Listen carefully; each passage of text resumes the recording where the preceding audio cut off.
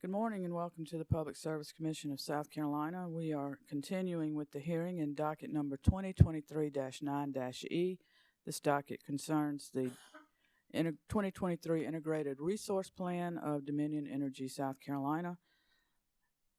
It is Wednesday, August 30th at 9:30. Let's take a roll call of commissioners.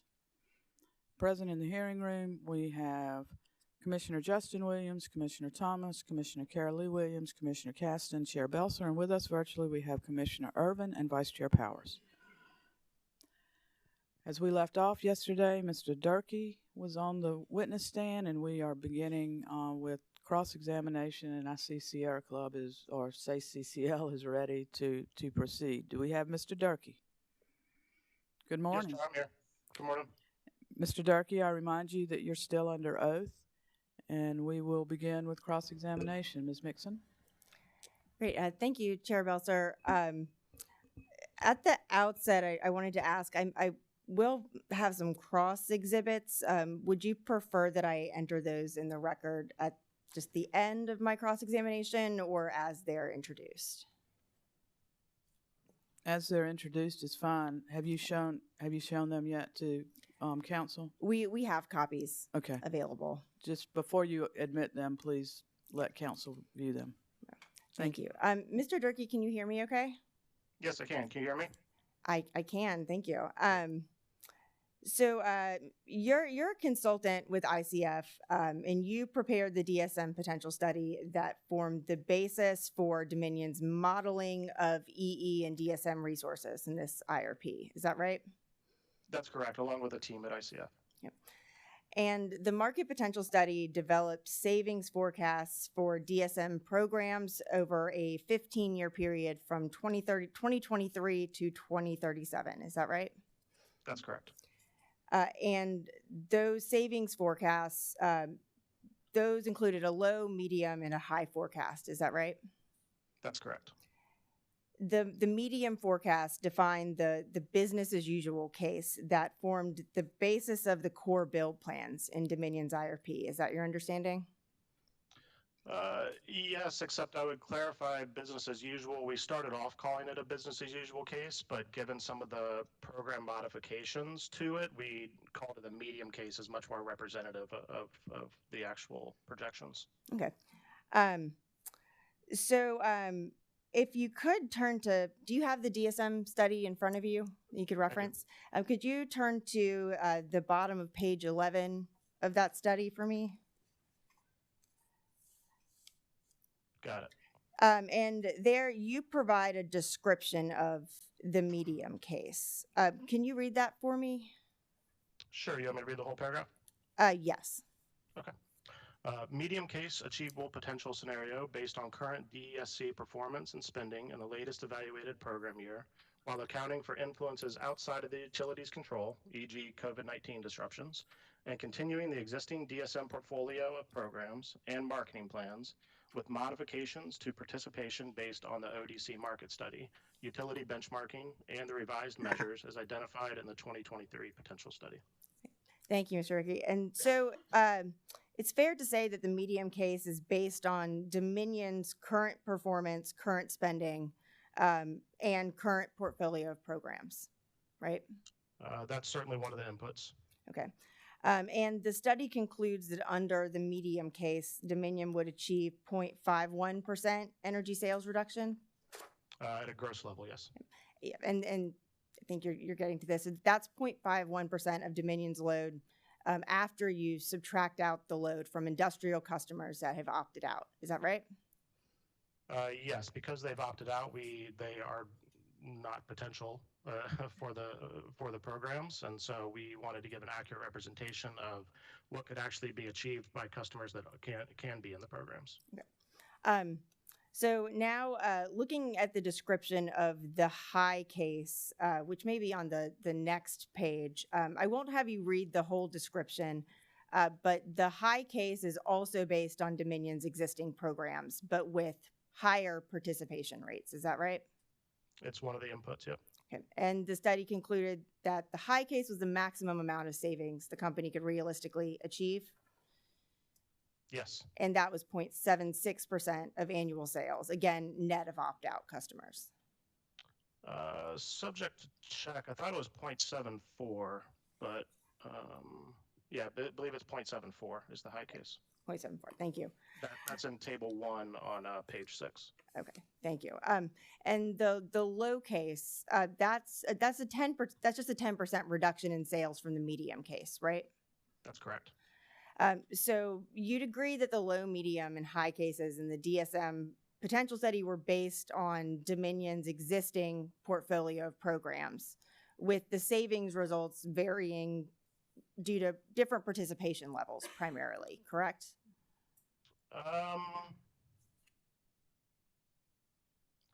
Not necessarily. I think the current programs are one input, as I mentioned. There's several inputs into the programs. I believe they're listed in other tables. But escalating participation is certainly one method of getting to the high case. Okay. Well, we'll talk a little bit more about that in a moment. Chair Belzer, at this time, I'd like to show the witness what I have marked as SACE CCL Sierra Club Cross Exhibit 3. And we have copies for opposing counsel, the court reporter, and the commission. Okay, let the councils look at it.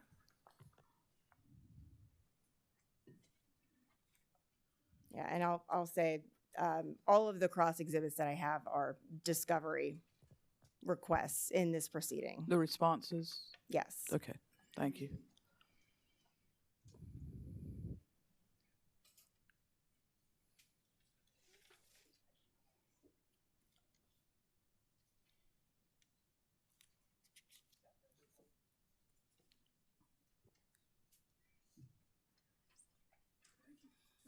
What? How do you do that? You gotta. They'll see it. Any objection?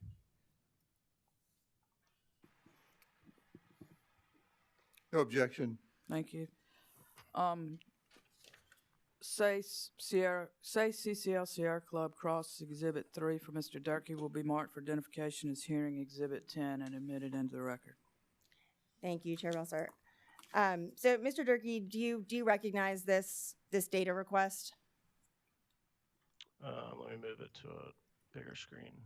Yes, it looks familiar. Right.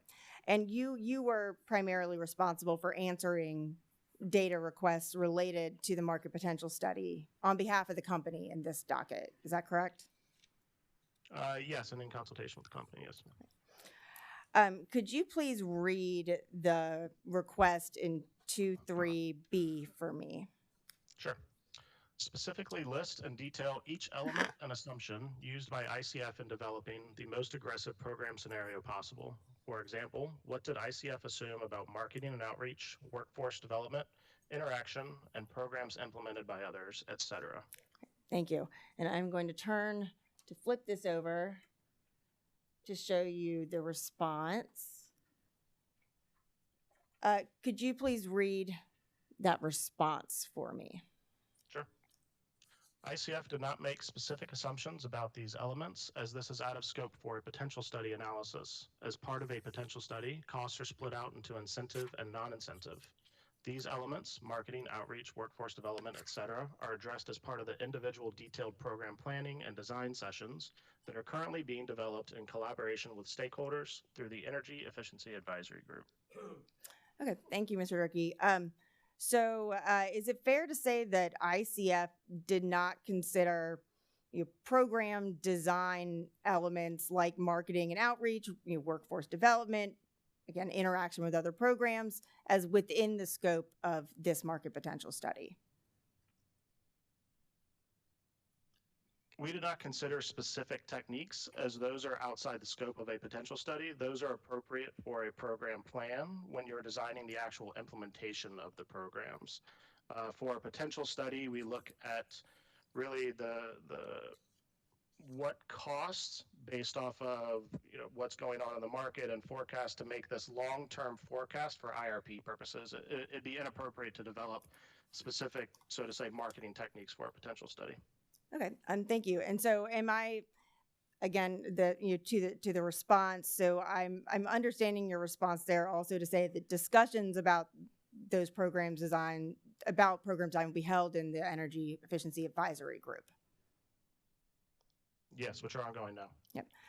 But those elements or any changes to those that Dominion can make, those were not evaluated as part of this market potential study to determine achievable potential.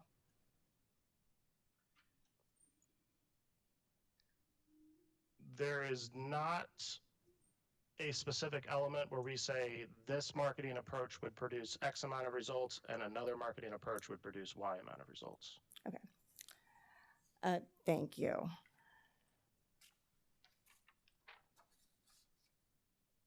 So ICF benchmarked its evaluation of Dominion's achievable potential in this study against Dominion's historical savings levels and its historical customer participation rates. Is that correct? It's one of the benchmarks that took place. Okay. And so you'd agree then that Dominion's historical participation levels, those were a factor in what participation rates that ICF would view as achievable. Again, it's one of the inputs. Okay. So let's say hypothetically a utility had very poorly designed or implemented EEDSM programs. That might cause them to have low historical savings levels, wouldn't it?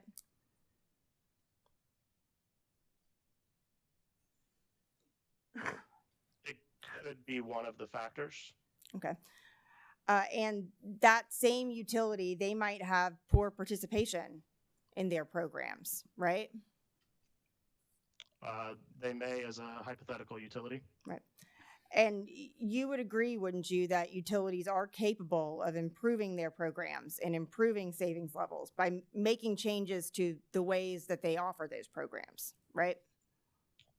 Not necessarily. It'd be dependent on a lot of other factors than, just one element of any kind of program design.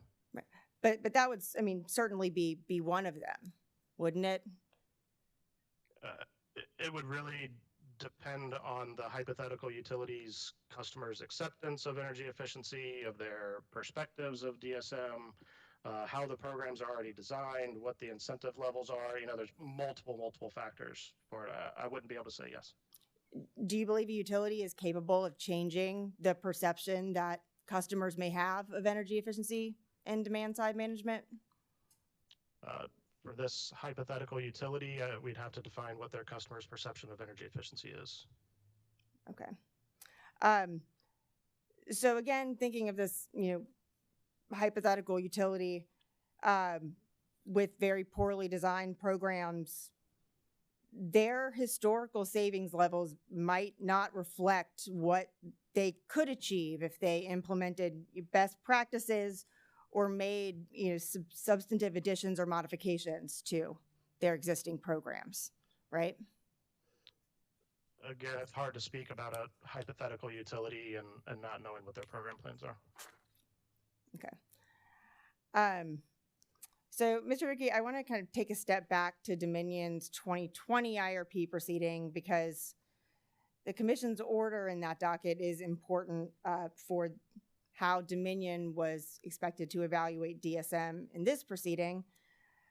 In 2019, ICF conducted another market potential study for Dominion. Is that right? That's correct. And you played a primary role in the development of that market potential study, didn't you? I was on the team, absolutely. I was not involved as much in the analytics as I was this time in overseeing the project. Okay. But you are familiar with that market potential study and how it was conducted? Yes. All right. I don't think I'd be able to cite specific numbers or references to it, given it was a long time ago, but yes, I'm overly familiar with it. That's fine. And so are you aware that Dominion's 2019 market potential study was initially litigated in docket number 2019-239-E? I don't know the specific docket number, but I have no reason to think you're incorrect about that. Okay. Do you recall that David Pickles with ICF testified in support of the market potential study in 2019? I do, yes. Okay. So your direct testimony on pages 8 to 9 describes the primary steps that ICF took to evaluate the technical, economical, and achievable potential in the 2023 study. Could you turn to that for me? Yes, I have it right here. Great. And the analysis that ICF conducted in those primary steps, like that formed the basis for the low, medium, and high DSM cases in the IRP. Is that right? In which steps are you speaking about? So it's steps 1 through 6. Yes, and so you mentioned the early steps form the Just achievable those 6 steps that you list, those formed the basis for the low, medium, and high cases that you included in the DSM study and then in the IRP. Is that right? Yeah, that's fair. Okay. So I am going to show you a portion of Mr. Pickles' direct testimony on behalf of Dominion in docket number 2019-239E. And again, we have a copy of this that we can provide to the court reporter and have provided to Dominion Counsel.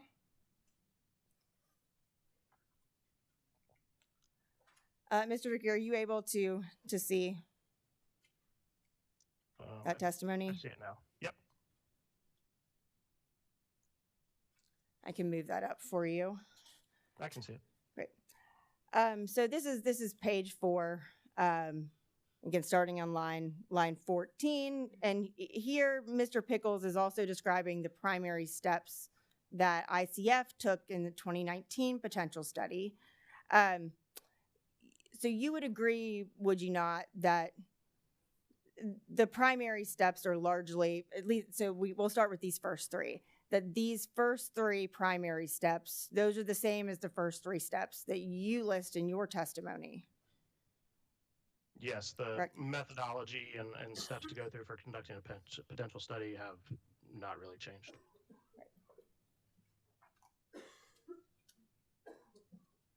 Okay, so going to page 5 of Mr. Pickles' testimony here, step 4, that is also the same as in your testimony, correct? Yep. So looking at step 5 in Mr. Pickles' testimony, could you read the highlighted portion for me? And this is the program potential analysis. Sure. This included developing cost and savings forecast for programs under 2 scenarios. 1, a current program scenario where DESC programs were modeled based on DESC's existing program designs. And 2, an expanded program scenario, which included both existing programs, some of which were modified or expanded, and potential new programs. Thank you. So on step 5 of your testimony, it doesn't include that step. Would you agree? I would, and there's a specific reason for that. It's because the last potential study, what was taking place was I believe it was a 10-year potential study, and then the first 5 years of that were carved out to be the program plan. I think we've seen how that methodology of how it was developed. We decided this time to have a 15-year potential study and then move on to the 5-year program plan as using that sort of as a basis. So that's the reason there's not the expanded part of the programs there. Okay. And so to be clear, the step where you have achievable potential analysis, it does not appear that ICF evaluated expanded programs that included both existing and new programs. Is that right? I would say not new programs. We didn't have any measures that we bundled into new programs. One of the reasons for that is to make it more easily digestible by stakeholders, comparing programs to programs as the implementation years go on. But there were significant modifications to the programs. I believe those are listed in table 6, starting on page 19 of the potential study. Okay. But so it would be fair to say, though, that the core of ICF's analysis again, the one leading to the low, medium, and high cases, with the exception of this different step, it largely followed the same overall bottom-up methodology that ICF used in 2019. Is that right? Yes, I think that's fair. Okay. Chair Belzer, I'd like to ask the commission to take judicial notice of Mr. Pickles' direct testimony in docket number 2019-239E. Just this portion. I guess I had intended to include the entirety of the direct testimony, and that's what we provided to the court reporter, but if Okay. we're I'm being just more sa- I'm sa- specific, I'm just pages 4 asking- and 5. I'm asking clarification. Yeah. Any objection? Madam Chair, we would ask that all of Dr. Pickles' testimony in that proceeding be included if part of it's included. Okay. We'll allow that under our regulation 103-847 regarding documentary evidence, and we'll pull it from the official transcript. Even though she has it, we will make sure that we use it. Thank you. Thank you. The entirety of his direct. Excuse me, Madam Chair, the entirety of his testimony in the proceeding, Okay. direct rebuttal and answers to cross and commission questions. We'll pull that from the transcript. Thank you. Okay, so Mr. Durkee, you're aware that the 2019 market potential study informed the DSM levels that the company evaluated in its 2020 IRP that was ultimately rejected by the commission. Yes. And so I want to go through some of the commission's findings on that market potential study. First, have you read Commission Order number 2020-832? If I have, I don't recall the details of it. Okay. So this is a commission order that establishes what Dominion had to include in this IRP, but you haven't read any relevant portions of that order about what the commission required? Okay. Again, I'm not sure, and also sometimes I get the last digits of the order number mixed up, so Okay. if you show it to me, it might look familiar.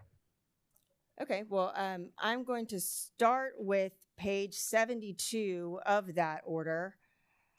Are you able to see that? I am, yes. Okay, can you read the first highlighted portion for me? DSC presented a high DSM case with a level of savings equal to 1% of annual retail sales, but dismissed the high DSM case on the grounds that it was not supported by the company's 2019 market potential study, 2019 MPS, and was based only on estimates, likely not achievable, and cost effectiveness is unknown. Okay, thank you. But if I recall, that 1% case was not a part of the 2019 potential study. Is that correct? Well, I'm not sure I'm able to answer questions. That is my recollection. But I do want to go a little bit further in the order here. So give me one moment. Sure.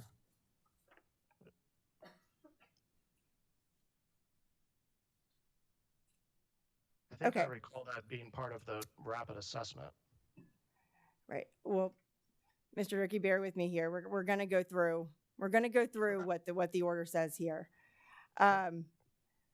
So I'm now on page 75 of the same order. Could you also read this highlighted portion?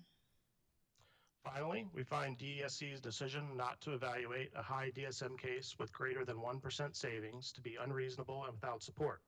As CCL witness David Hill provided in his testimony, utilities across the country have achieved savings levels exceeding 1%. Thank you. And now I'm going to go to the next page here. Again, the same order. could you again read first just this first highlighted portion, the sentence starting with the commission and then in its 2023 IRP? Okay. The commission adopts step 3 through 5 as discussed in Witness Hill's late filed exhibit, and DESC is directed to include this comprehensive evaluation in its 2023 IRP. In its 2023 IRP, DESC must include a comprehensive evaluation of the cost effectiveness and achievability of higher level of savings, including savings levels of 1.25%, 1.5%, 1.75%, and 2%, as outlined in step 3 of the late filed exhibit. This comprehensive evaluation must consider substantive additions and modifications to the company's existing DSM portfolio. Thank you. And then make sure you can see all of this. Can you read that last sentence for me as well? As part of this presentation in its 2023 IRP, DESC shall include potential incentive options and best practices to achieve the model levels of DSM. Okay. And just one more thing on this page. The sentence starting with "in implementing." Could you read that as well? The non-highlighted one? Correct. Okay. In implementing this plan, DESC must work with stakeholders, particularly the advisory group, and provide opportunities for iterative review, input, and feedback on the company's analysis and subsequent portfolio development. Okay. Thank you. And so you agree the commission states here that they adopt steps 3 through 5 of the late filed exhibit of David Hill that was filed in this proceeding. Do you agree? Yes, that's what it says. Okay. And so I want to again show you that exhibit. So this is page 3 of the late filed exhibit of David Hill in the 2020 IRP docket. And again, we'll provide a copy to the court reporter. Let me slide that up some more. I have highlighted some language in step 3. Can you confirm step 3 states that DESC should work with the advisory group to review EE profiles and portfolios that would reach those levels of savings. Is that right? That's what it says, yes. Okay. And can you read the second highlighted portion for me as well? Yeah. While step 1 assumes the program designs and programs within the portfolio remain the same as the current plan, albeit with increased budget and savings targets, the revised portfolio in action step 3 will explicitly include consideration of substantive additions and modifications to the DSM portfolio. Okay. Thank you, Mr. Durkee. So again,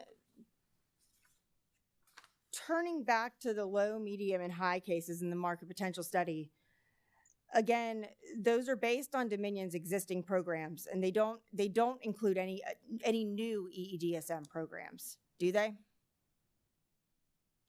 Their current programs are one input into the analysis, and again, it's listed as the same program types that are currently being implemented, but there are measure modifications within those programs.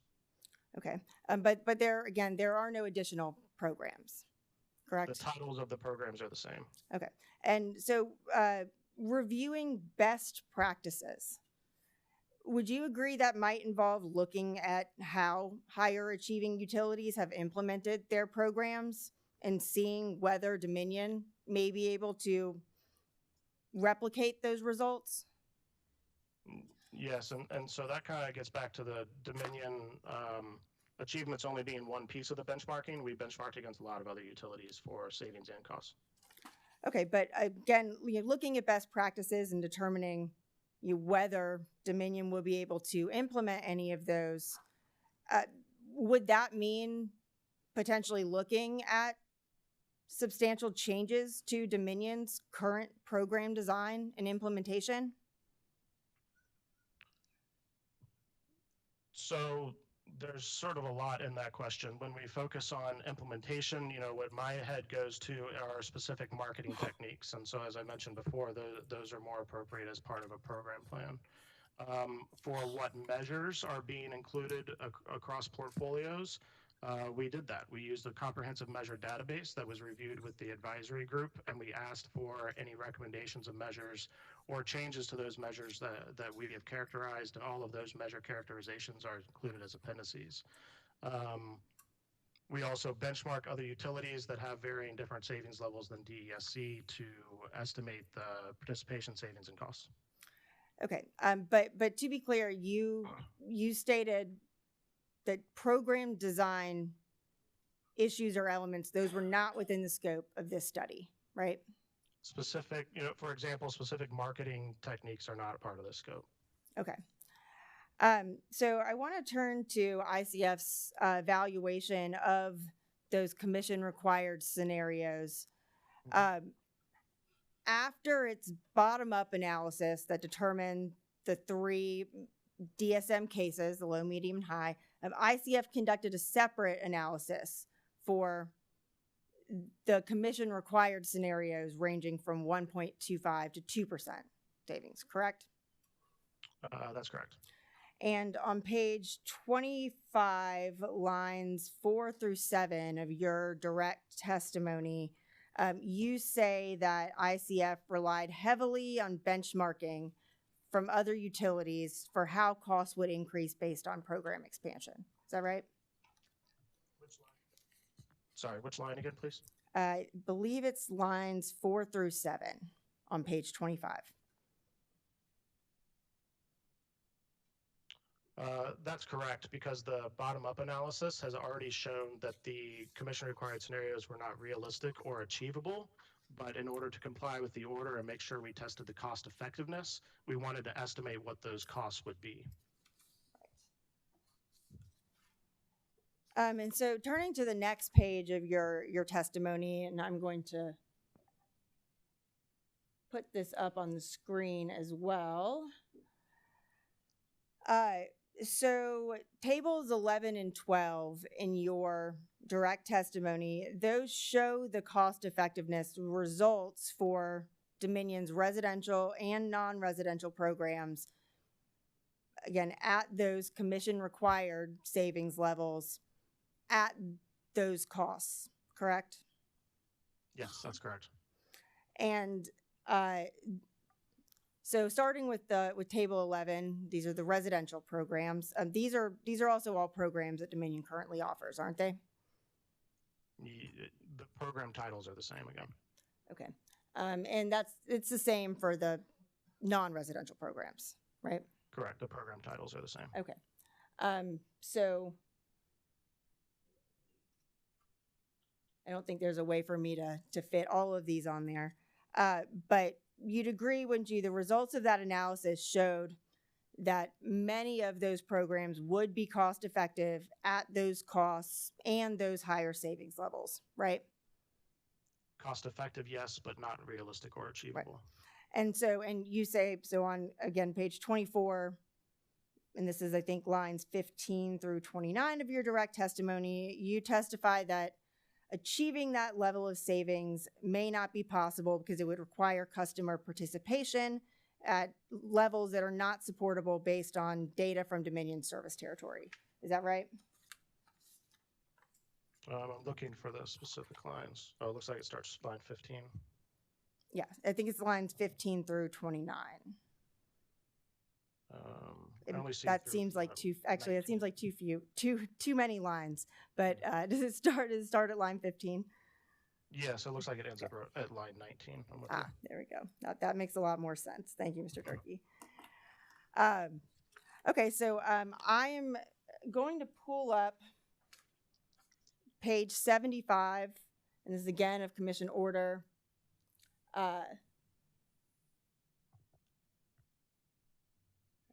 One second.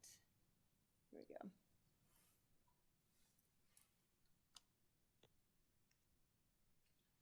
Okay, so this is, again, page 75 of Commission Order 2020-832. Could you please read the sentence beginning with, as witnesses Hill and Hayet noted? Yes, if you could bring it up on the...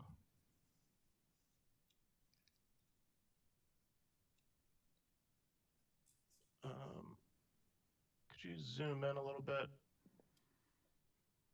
Thank you. Finally, we find DESC's decision not to evaluate. Sorry, Mr. Durkee, I'll stop you. If you could you read the sentence starting with "as witnesses Hill and Hayet noted"? I have it underlined, not highlighted. Oh, okay. As witnesses Hill and Hayet noted in their testimony, the fact that the high DSM case was least cost for most scenarios modeled should have prompted DESC to further evaluate the high DSM case, not to dismiss those results out of hand. Thank you. Chair Belser, at this time, I'd like to show the witness what I have marked as SACE CCL Sierra Club Durkee Cross Exhibit 2. And again, we have copies. This is Please, please distribute to council before you show it to the witness. and I'll say this is SACE CCL data request 2-6 in this proceeding.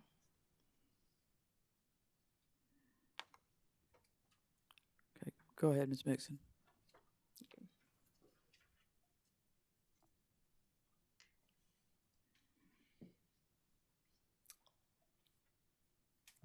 Okay.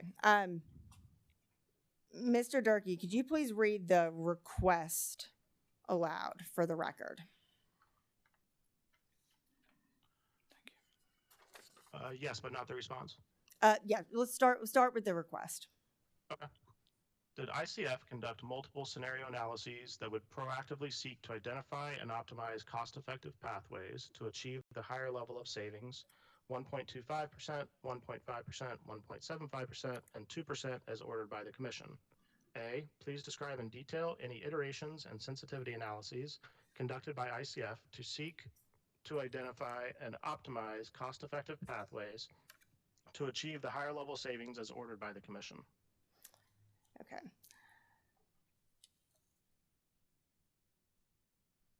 All right, and now could you please read the first sentence of that response as well?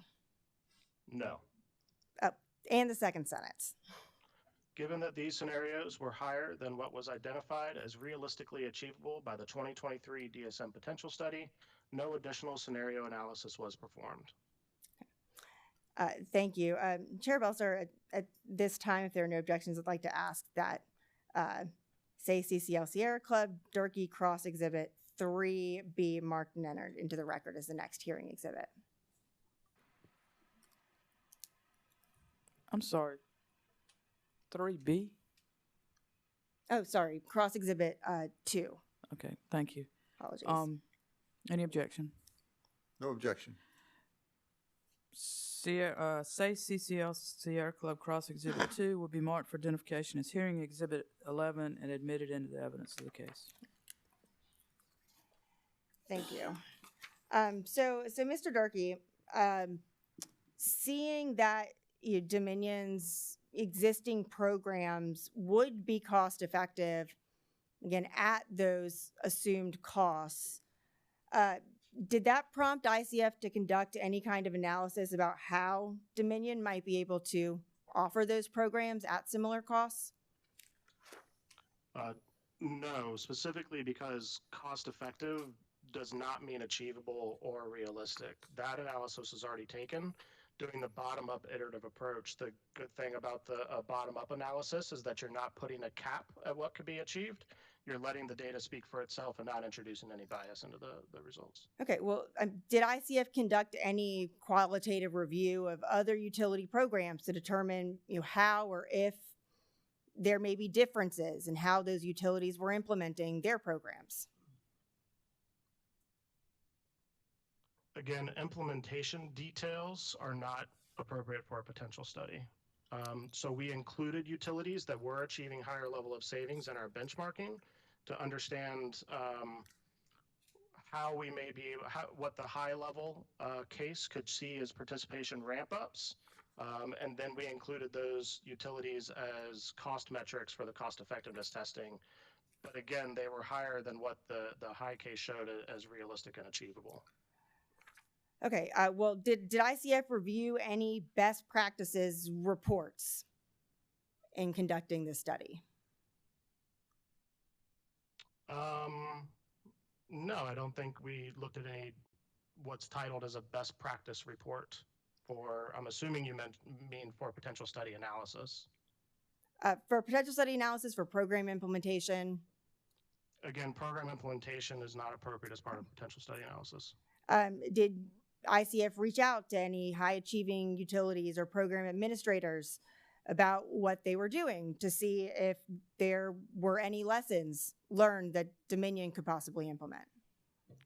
Not specifically on implementation techniques. Again, those aren't appropriate for potential study analysis. However, we did have ICF implementation staff, not in South Carolina, not working on DESC programs, review for quality assurance and quality control. Okay. And those staff are working across other programs across the country. Did ICF or Dominion join or consult with any groups like the Consortium for Energy Efficiency or the American Council for an Energy Efficient Economy about what barriers there may be to Dominion reaching those savings levels and how they could be overcome? Did not consult with them specifically. We are aware of various reports that those organizations publish. Okay, those all might be reasonable steps to look at how Dominion could implement best practices into its programs, wouldn't they? Again, implementation techniques and specifics are not appropriate for potential study analysis. Okay, and ICF did not evaluate potential changes to participation levels in the future from IRA rebates or incentives in this market potential study. Is that correct? That's correct. Okay. And I believe that when the DSM study explains why that may be, it cites to order number, and I'm looking at page 18 of the DSM study, it cites to order number 2021-295. Do you know what that order references, Mr. Durkee? There's several orders that were part of producing the potential study. I'd have to look back at my list of the orders. I'm assuming it's the one that mentions about proper forecasting of participation and more in line with what actual results are. Yep, that's correct. Would you dispute that order was in the context of Dominion's 2021 energy efficiency rider proceeding? I would not dispute that, no. Okay, and in rider proceedings, are you aware? So Dominion is forecasting its estimated savings for the following year, and that's part of establishing the rider amount for the following year. I believe that to be correct. Okay, that's a lot different from the forecast in Dominion's IRP, isn't it? I think they're related, specifically because the potential study results help to provide some goalposts for the program planning efforts. You know, I believe there's a chart early in the potential study where we describe that process, the whole bottom-up process, and then as you get to the IRP, then you want to move into the program planning aspects. Okay, but to be clear, Dominion's not recovering any costs in this proceeding in the way that they are in a rider docket, right? I don't know, but I believe if you say that so. Okay, and in the rider proceedings, that forecast is for 1 year, and you would agree the IRP forecast is a lot longer, right? The IRP forecast is 15 years. Okay. Are you aware that Duke Energy has incorporated IRA rebates into its most recent market potential study and its IRP? I'm not. Did ICF consult with Duke or any other utilities about how they are incorporating IRA rebates and incentives into market potential studies or into EEDSM programming? We did not consult with Duke. I'd be very interested to know how they're doing that. The way that money is going to be distributed is nebulous at best. It requires the states to apply for the funding and list out specific plans of how they're going to use that funding. Also, there's a lot of contextual issues with dispersing that money, what it goes to, what level of incomes it goes to. Are you using modeled or measured savings? It's without knowing the details of how South Carolina may distribute those funds, it's inappropriate to One, assume how much uptake it would produce in South Carolina and specifically for DESC's customers. Okay, but at minimum, you are aware the tax credits for energy efficiency improvements are available now, right? Yes. Did Dominion evaluate how, or did ICF evaluate how those may increase participation in programs or customer interest in energy efficiency, DSM generally? Yeah, and inherently they're within the designs. We don't have a specific metric of this is how much it would scale the program participation. So I can't point you to a specific data point that says this is how much they increase. One of the complexities that's important to understand is that while those tax credits are available, they do not reduce the incremental cost that's part of the total resource cost test. So just because they're available, they do not make other measures become cost effective. And again, one of our missions here is to look at cost effective, achievable, and realistic results. Okay, but so it sounds like the answer is no. You didn't evaluate whether that may increase customer interest in energy efficiency generally and how that could affect participation rates in Dominion's programs. Again, I don't have a specific data point that I can tell you this is how much they increase, participation rates. Okay. So, Mr. Durkee, let's assume that what you stated in discovery and what you said here repeatedly is the case, and that program design and implementation considerations are not within the scope of a typical market potential study, at least in the way that ICF conducts them. The commission order in 2020 didn't say Dominion must update the assumptions for its ICF market potential study in its 2023 IRP, did it? I'm not sure. There's a couple parts to those questions. I'm not sure what you want me to respond to. Well, the commission order said that Dominion has to include a comprehensive evaluation of those savings levels, correct? Yes, I believe that's what it said. And it also said that evaluation must consider substantive additions and modifications to the company's existing DSM portfolio, correct? I don't have the language in front of me, but I believe you. And it required evaluating best practices to achieve the model levels of DSM. Is that correct? Again, I don't have the language right in front of me, but I have no reason to dispute you. Well, you read it earlier. Yes, do you I recall? just don't have the specific language in front of me right now, so I can't. So if program design considerations are outside the scope of the market potential study, can you point to anywhere in the DSM study, your testimony, or Dominion's 2023 IRP where Dominion discussed best practices in program design and how those could be implemented?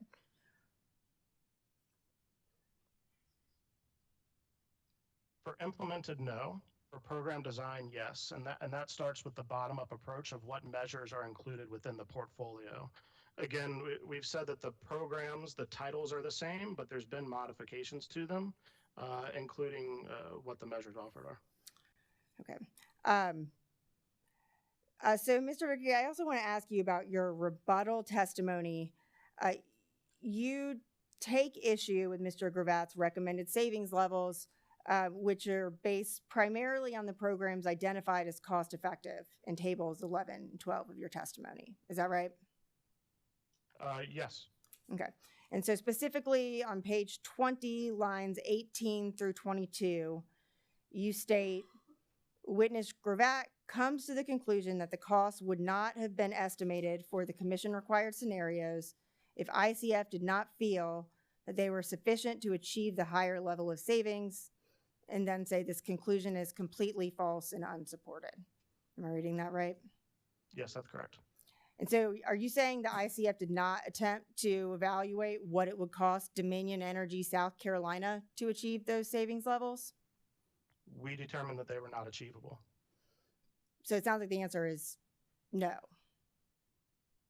Or yes. I guess you're saying the ICF didn't include costs there that they thought Dominion Energy South Carolina would have to pay to achieve those savings levels. Is that right? we're saying they're not achievable. So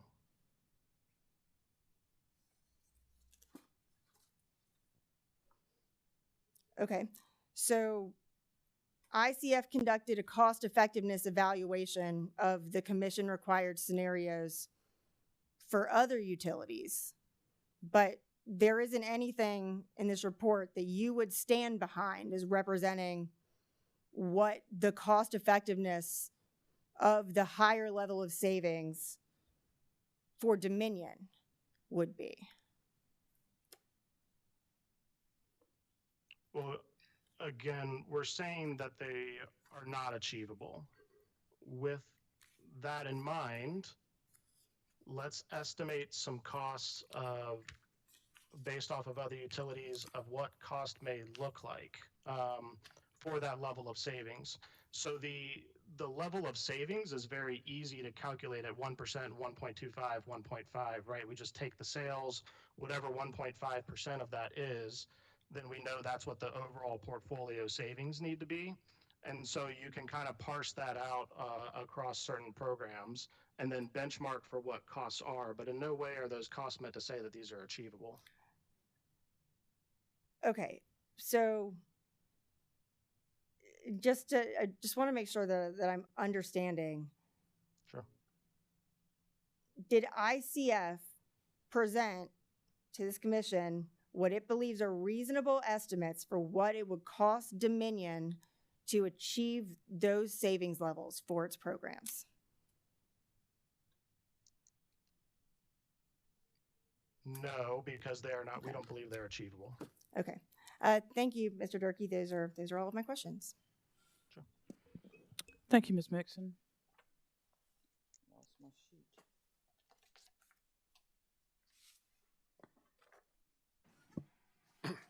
Sasiba, No questions for this witness. thank you. ORS, No cross from ORS. Thank you. thank you. Commissioners,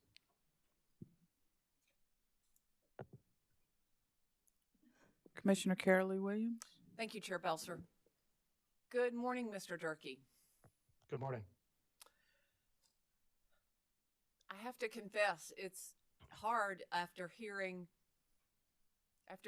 and hearing, to go back and ask you to retread some of that ground, but that's what I'm gonna ask you to do. Understood. Let me warm up with some simpler questions. And you heard this one before. Are you aware of organizations that look at how various states are doing with regard to energy efficiency within the state or by utility? Yes, most notably, and the most referenced one is the ACEEE utility scorecard that's provided each year. And how is South Carolina doing in that scorecard?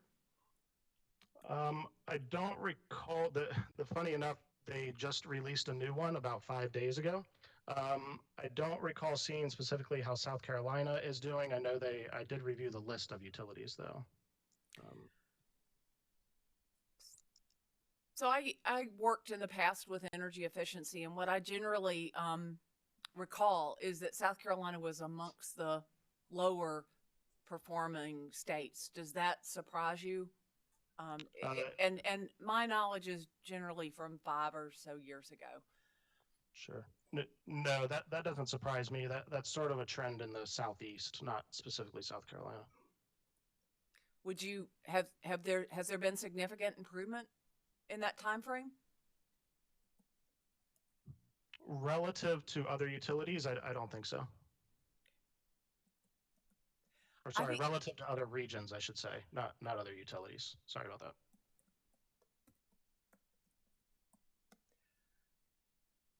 And I asked the question yesterday. So what's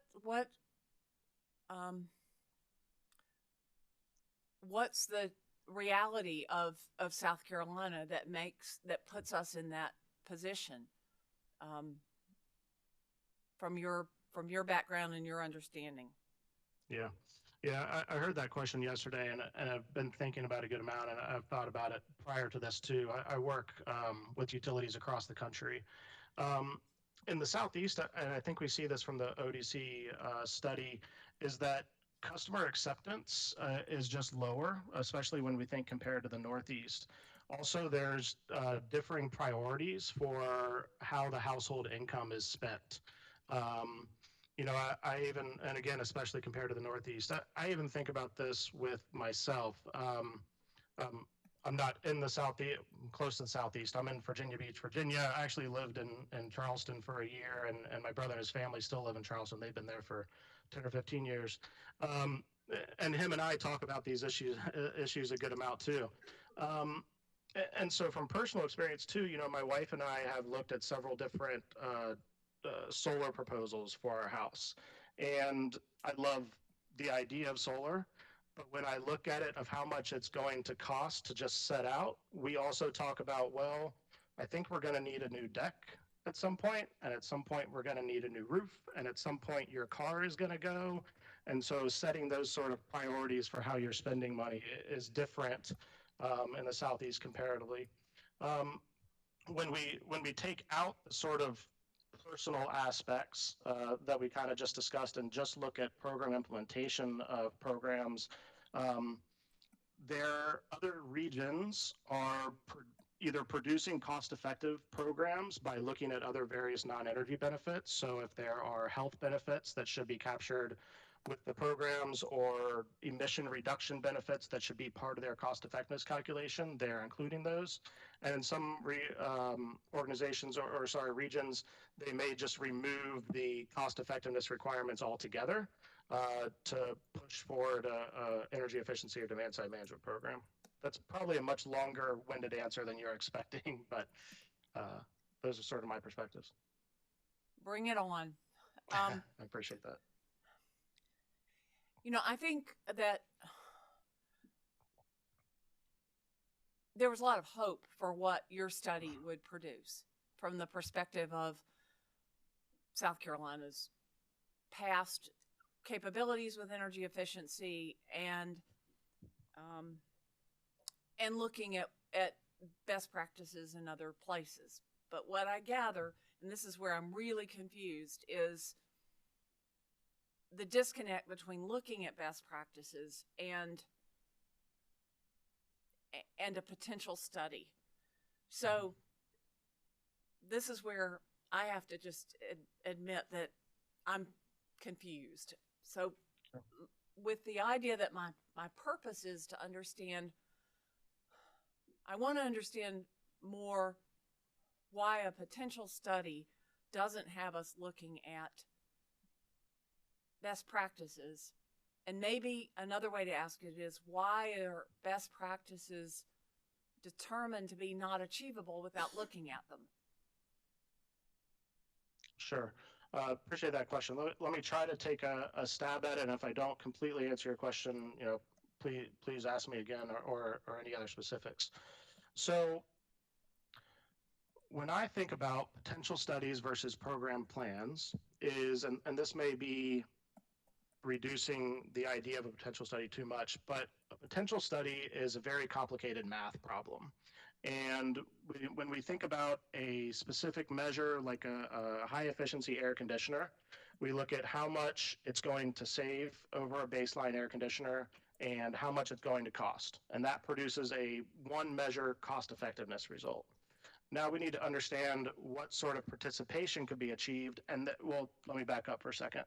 Now, if we take all of the air conditioners in DSE service territory and replace them, that's the technical potential.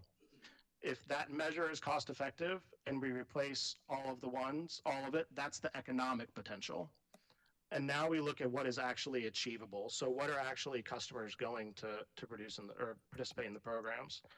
Now, that's where we start bringing in the how many units are available and how many are going to be turnover. So we think about measures at a replace on burnout or a retrofit stage. For something like an air conditioner, it's most likely a replace on burnout. You know, we have two separate measures, but they have different participation numbers. And a typical air conditioner burns out once every 18 years. So if you have 100,000 air conditioners, whatever 1/18 of those are, that's how many are going to burn out this year and come up for replacement.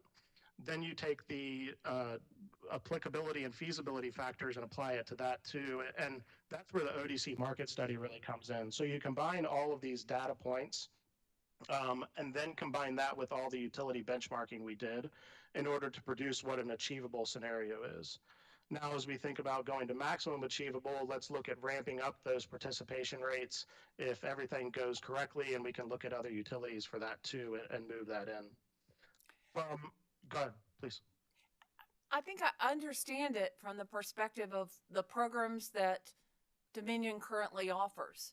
But how does your study address or what's the professional reality of why not look at other programs?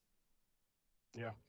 But I do appreciate the math and the breakdown of the potential and the economic and the achievable. Yeah.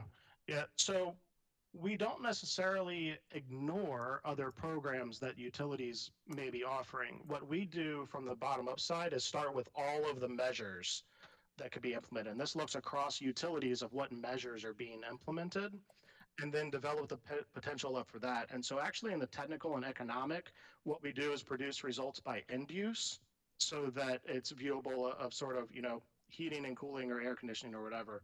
Then to make it more digestible and be able to compare back the historical DSC performance, we put them into the specific programs there. So the programs could contain more measures than they did previously. And so that's why I kind of keep saying the program titles are the same, but there are modifications of those programs that would be comparable to other programs that are offered by other utilities.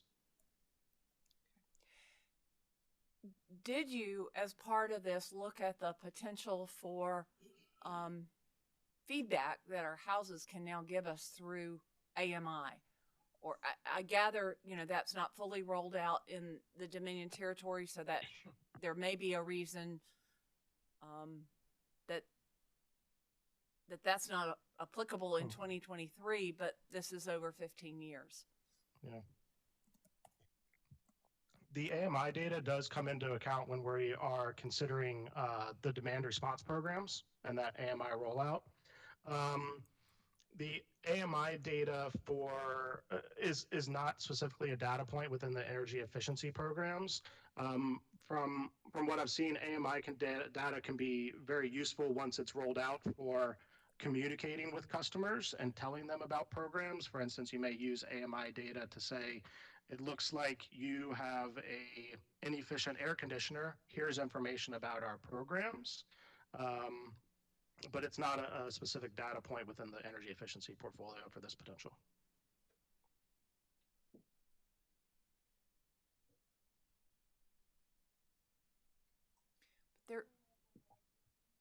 Please. Mr. Durkee, I just wanted to follow up on that last answer when you said that AMI information could be useful to alert customers that they may have an inefficient air conditioner, and here's information.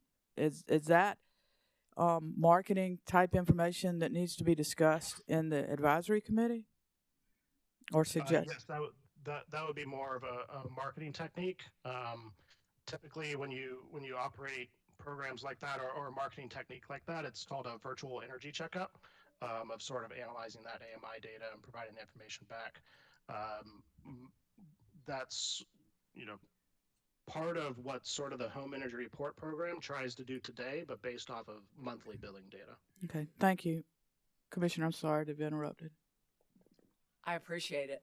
So you mentioned a virtual energy checkup, and I know that Dominion was utilized that significantly during the COVID era. But is that an example of a detailed program within the Home Energy Checkup program that is included in the report? I should clarify what I mean by virtual energy checkup. So what Dominion implemented as a virtual energy checkup during COVID was essentially like a FaceTime or virtual auditor walking through you with your house. And I am not specifically sure, but I believe that's imagined to keep a part of the programs if a customer wishes for that interaction in the future. What I mean by a virtual energy checkup is more of an analytics approach that ingests AMI data, parses it out into end use, and then produces that results back to the customer. So, sort of two different uses of the word virtual. Understood.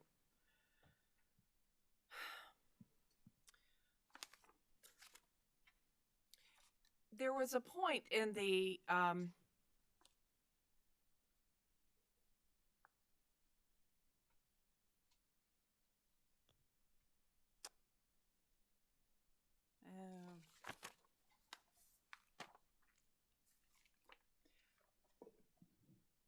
Mr. Durkee, I'm going to see if there's another commissioner that has questions, and then I'm going to organize my head and my following questions. It looks like there might be one that's ready to ask.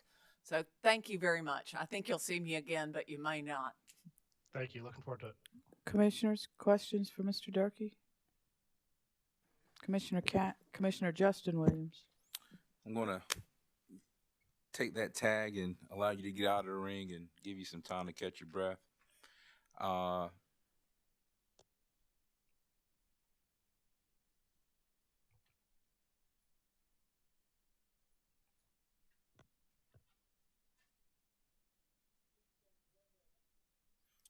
Mr. Durkee? Yes, I'm here. All right. So during counsel's cross-examination, I understood the theme, or one of the themes of her examination, and I just want to get your opinion about the description of, I think there was a hypothetical used, and I think some of the DSMEE programs were described as possibly poorly designed. What are your thoughts about the possibility of some of these programs being poorly designed? Specifically DSC's programs, I'm assuming you're discussing? Yes, sir. Yes. I do not believe that they are poorly designed. I believe that they are meeting customers where they are and providing benefits to those customers that they are seeking, and I think that's shown by the ODC market study. I'll also note that as part of the energy efficiency advisory group that Dominion's undertaking now is that they're seeking feedback on a program by program basis for stakeholders of what they're hearing out in the community or what they view maybe as good modifications to the program. I don't see any kind of wholesale redesign of the programs taking place. I see incremental changes to the programs based on that feedback. When you say meeting customers where they are, what do you mean by that? Yeah. It kind of goes back to the question about what's different in the Southeast and what customers are looking for. Meeting customers where they are is especially not pushing too hard like a salesman, right? Of sort of bringing customers into this energy efficiency journey alongside you is what I'm implying by that. I think it's important to assess the achievability of programs on that sort of nature, not what could be shoved down someone's throat. And then you end up with the opposite of you push people off of the programs and they don't want to participate, and you could see less savings from a DSM program in that manner.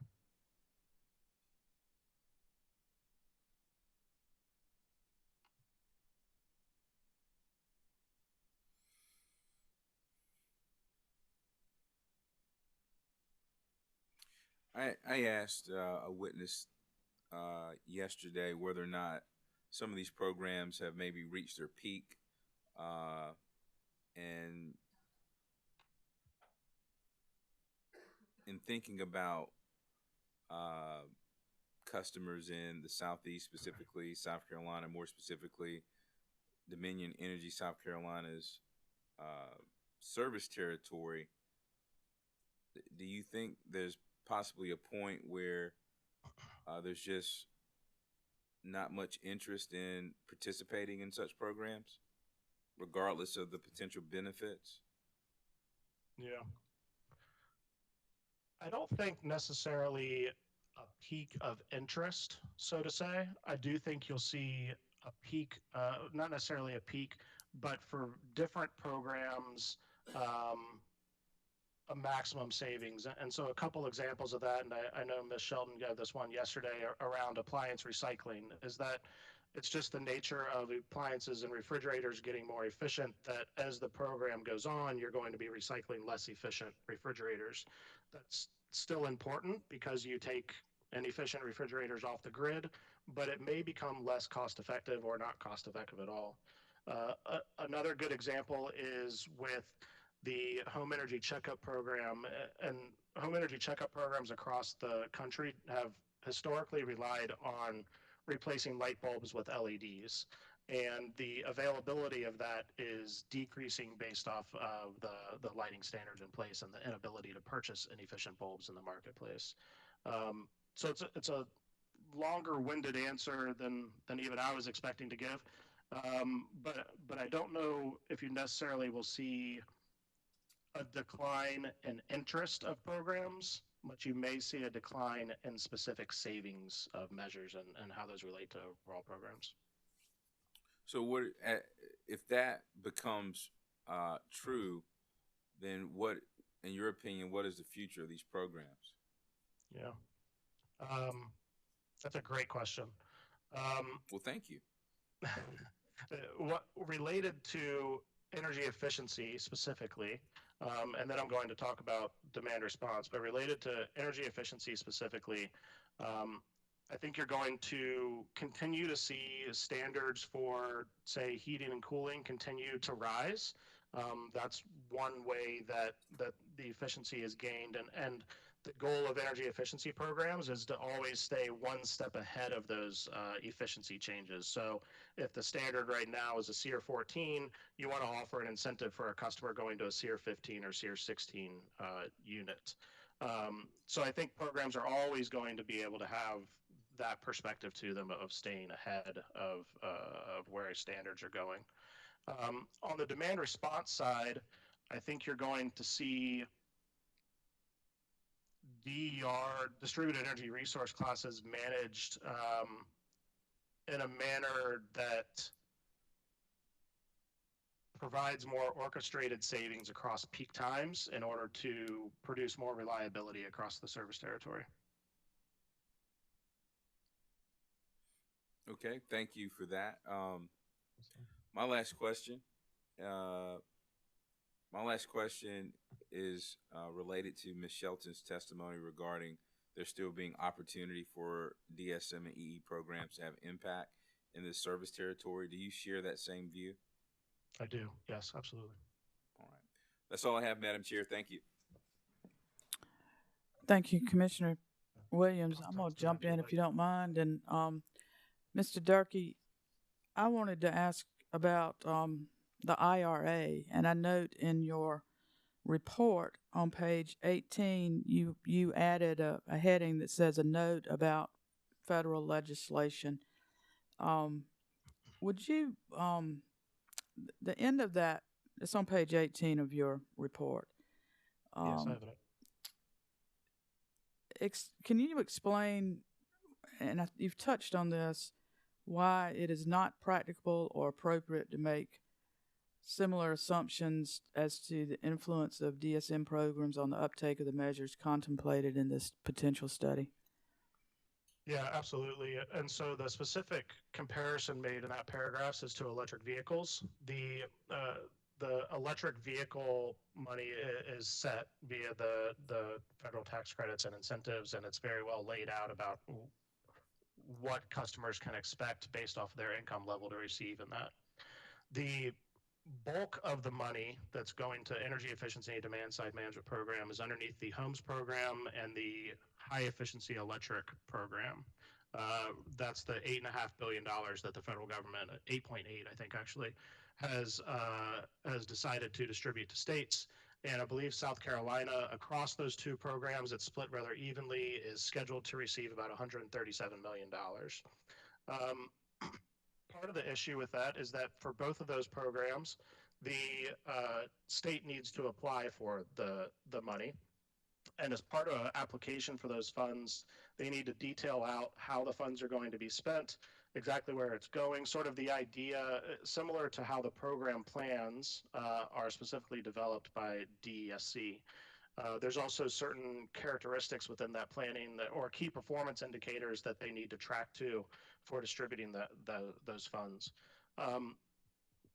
There's also other context within that funding of whether specifically for the homes program is whether or not you're using modeled energy savings or measured energy savings. And you get a little, depending on what you're forecasting there, you get a little bit different incentive amounts.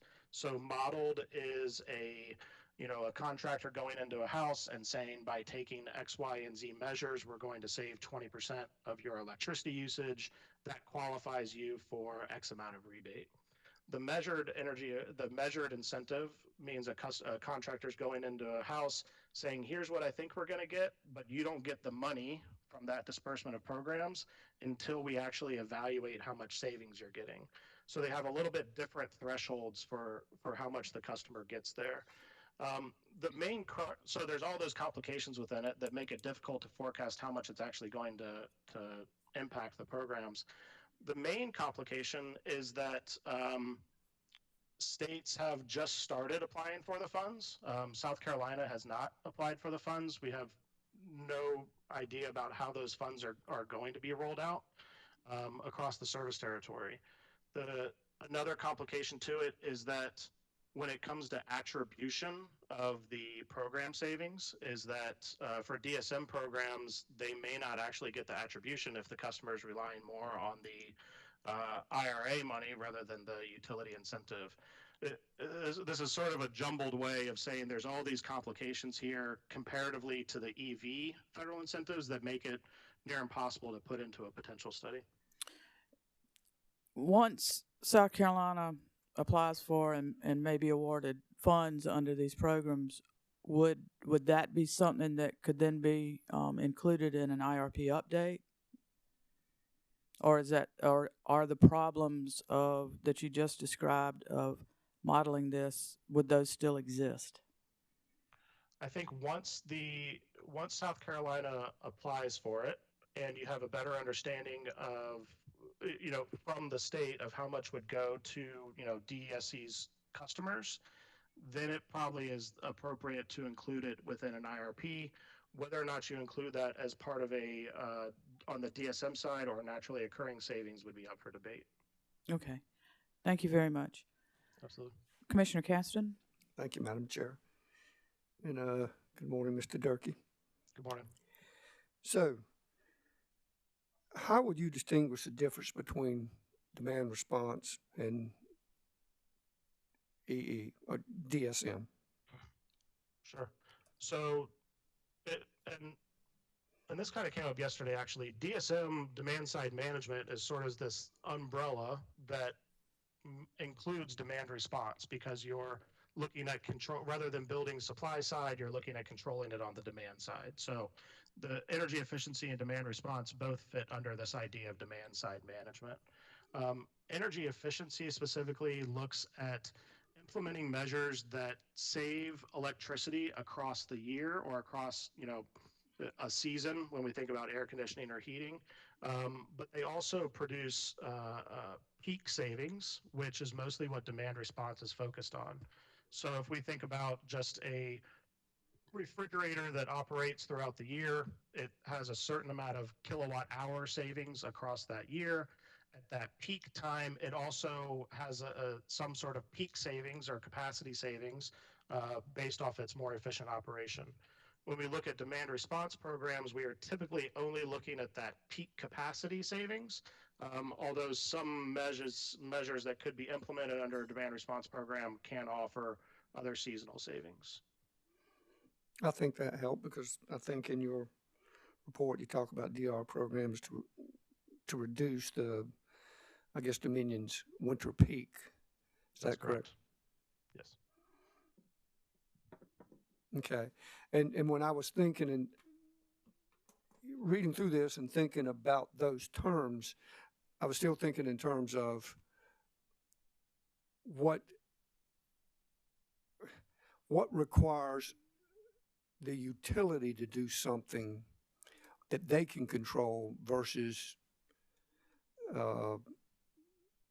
more energy efficient or demand side management. A customer buys an energy efficient appliance. It's something the customer can do or not do, but they can do it.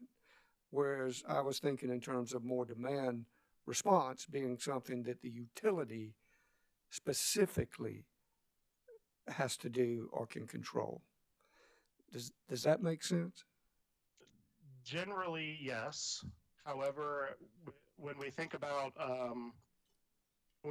controlling since we're focused on winter peak, when we think about controlling a heat pump during a winter peak period, that is connected to a smart thermostat. Most likely, historical demand response programs had sort of these legacy switch programs that you would control, but going forward, it's mostly done through a smart thermostat. And so that would require the utility or their implementer to set up a schedule or foresee when that peak's happening and produce a setback on that thermostat. So typically we think about like 3 or 4 degrees. The customer can always opt out of that if they want to, if they don't like the temperature change. Now there are other programs like rate programs when we think about a time of use rate that incentivizes the customer to use electricity at different times, but that's still under the customer's control. And similar to critical peak pricing that may have more severe swings than a time of use program may be. So there's a little bit of nuance there depending on what the customer has control over versus the utility. All righty. Thank you very much. And is it fair to say, according to your study, that anything above a high achievable potential of 0.74% is not reasonable, cost-effective, or achievable? Is that what you're saying? I'm for sure saying it's not reasonable or achievable.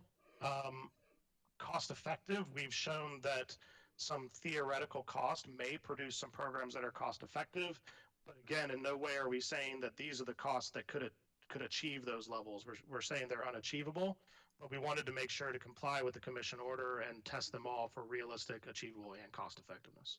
Okay.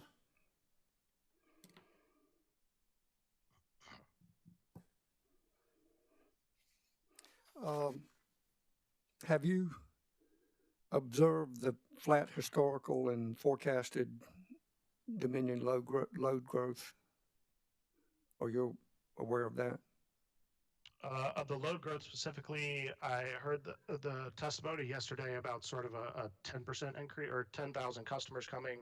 I don't have the numbers at hand on me on what the load growth actually is, though, of the service territory.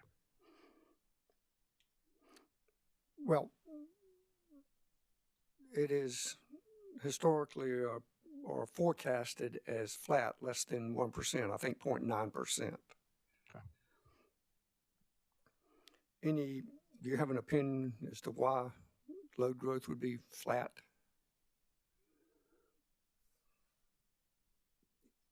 Yeah, it's a great question.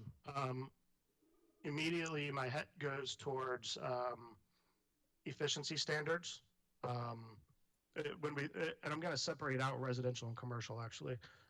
When we think about residential efficiency standards, is that lighting is a considerable portion, and those have been affected by EISA standards.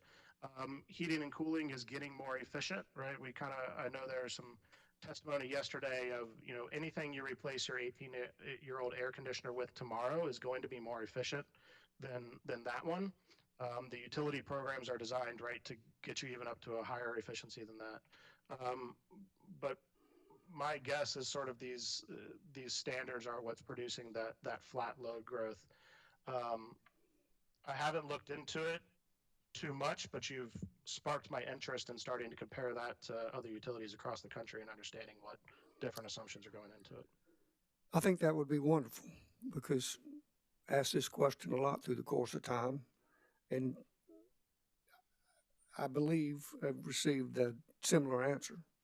Mm-hmm. So you agree that in the past 10, 20 years, appliances, lighting, HVAC, and pretty much energy these appliances and devices have become more energy efficient, and it's become more ubiquitous.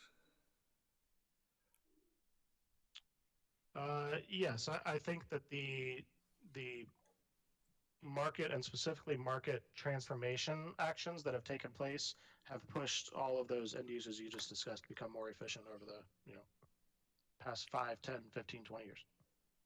Well, with that in mind, because I was thinking this through the course of this year, with the flat forecasted load growth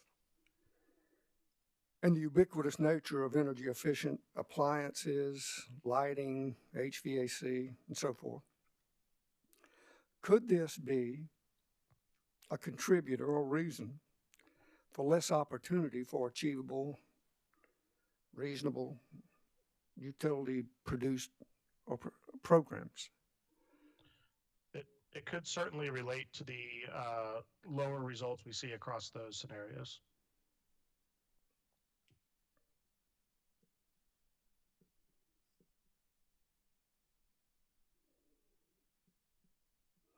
And I think you've kind of been asked this, but I'm going to ask it again. Was the EE advisory group referenced by Mr. Gravitt provided opportunity to provide feedback to the process, to this process? Yes, absolutely. And I believe in our report, we even mentioned the various meetings that took place and the requests for feedback. Many of those were held virtually, right, as part of an advisory group meeting and going through results and where we're at. There was a online archive of all the questions and responses submitted by the advisory group. So did you receive feedback? Yes, we did. Did you consider it? Absolutely. And we even noted in various responses of, example, thank you for that feedback. We've modified measure savings to be X, X, Y, or Z.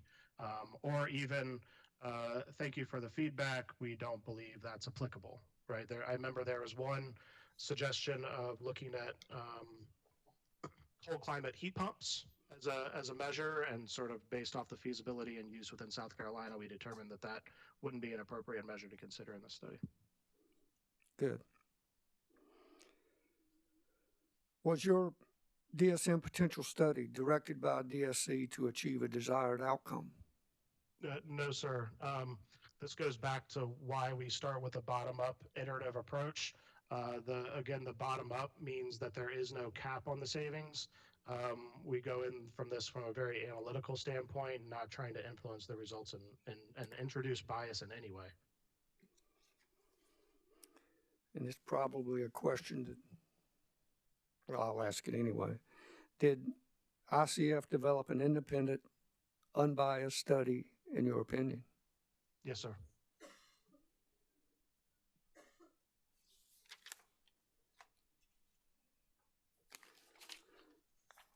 You may or may not know the answer to this, but I've wondered about it.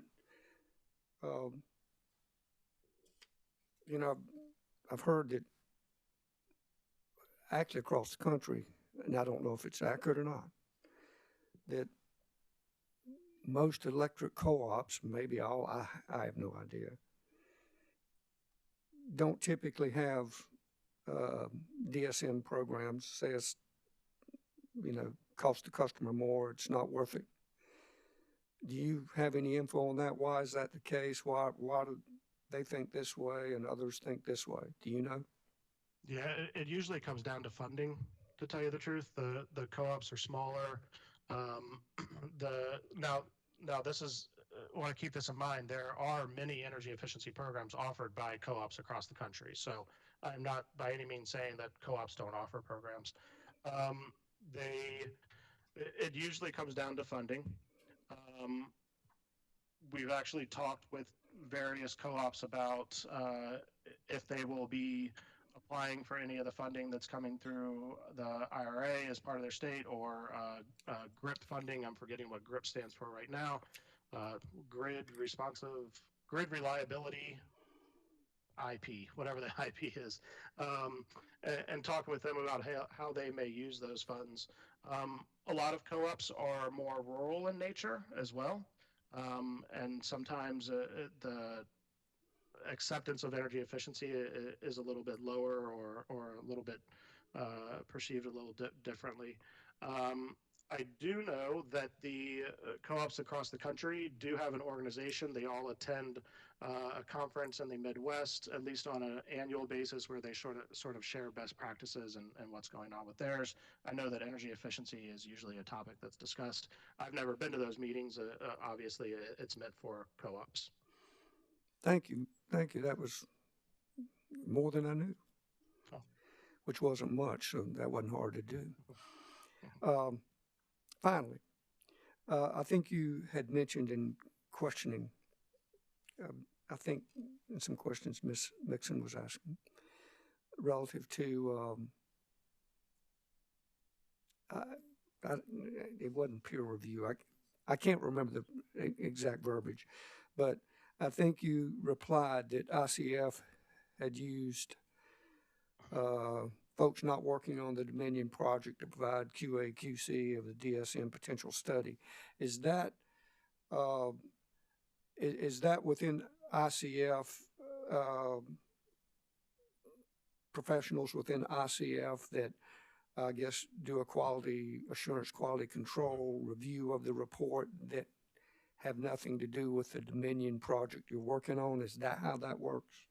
Yes, that's correct. So ICF is a major implementer of demand-side management programs, both energy efficiency and demand response across the country. We operate right now, I think it's 26 states and over 200 programs. So we have a lot of staff working across the country that all see varying different levels of program savings. And so wanting to be sensitive to any issues that may arise within South Carolina of the same team that is implementing some of the DESC programs, having any impact on this study. Again, we wanted it to be a third-party unbiased program, is that we did not include those staff in any kind of review. We did include other experts that we have across the country for review. So do they just check the report for spelling and commas and such as that, or do you go into assumptions? Do you go into data? To what extent do they do a QA/QC? Yeah, it's sort of all of the above. So, you can imagine that we have engineers that are good at reviewing some of the data and assumptions. We have more program management folks that are good at reviewing sort of the overall results, how it's comparing nationally and how it's comparing historically.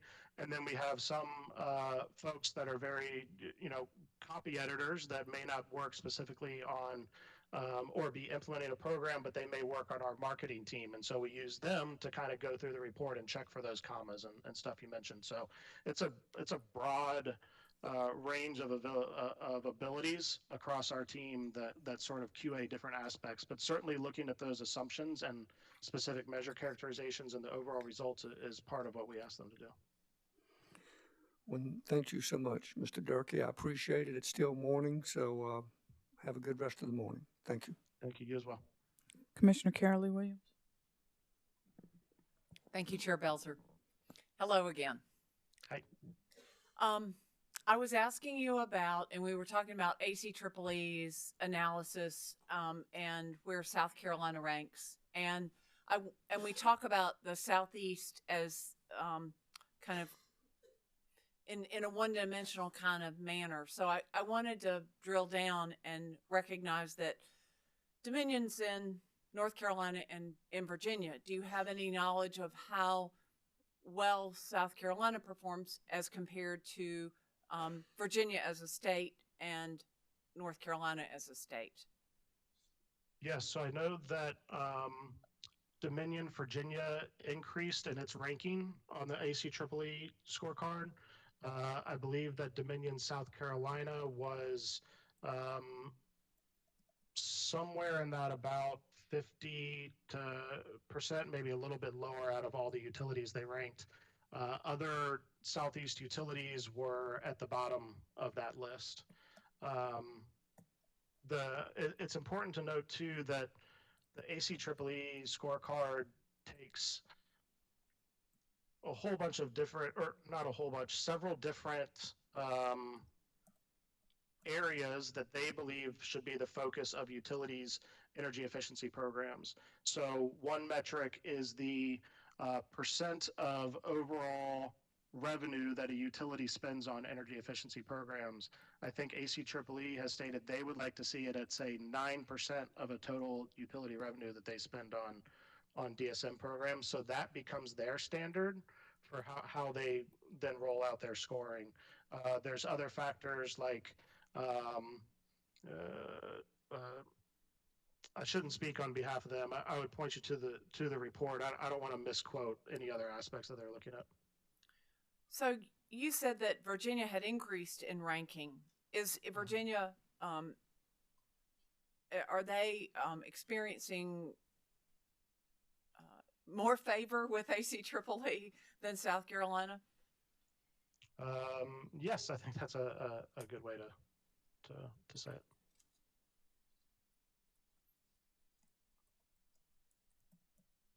And I've got to go back to one question, one thing that we talked about, the virtual energy checkup as an idea.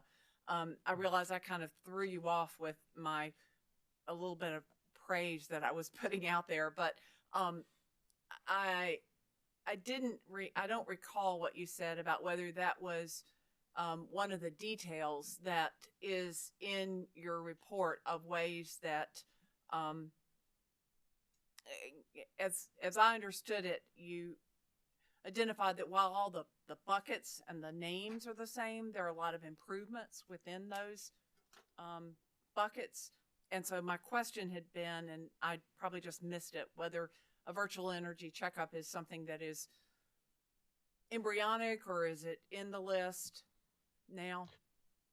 Yeah, so I want to make sure we're talking about the same virtual. Okay. And by virtual, we're meaning sort of the FaceTime on the phone walking No, to the customer's home? the Okay. one that you were pointing to, that where you get AMI data, you can, based on Gotcha. how somebody's HVAC is working, you can alert somebody that they might be able to have certain amount of savings with a more efficient system. Yeah. That is not a specific input into the estimation of potential. I don't think that those specific kind of marketing techniques and changes have a substantial impact on the potential that's analyzed. Okay. And am I characterizing what you said earlier, that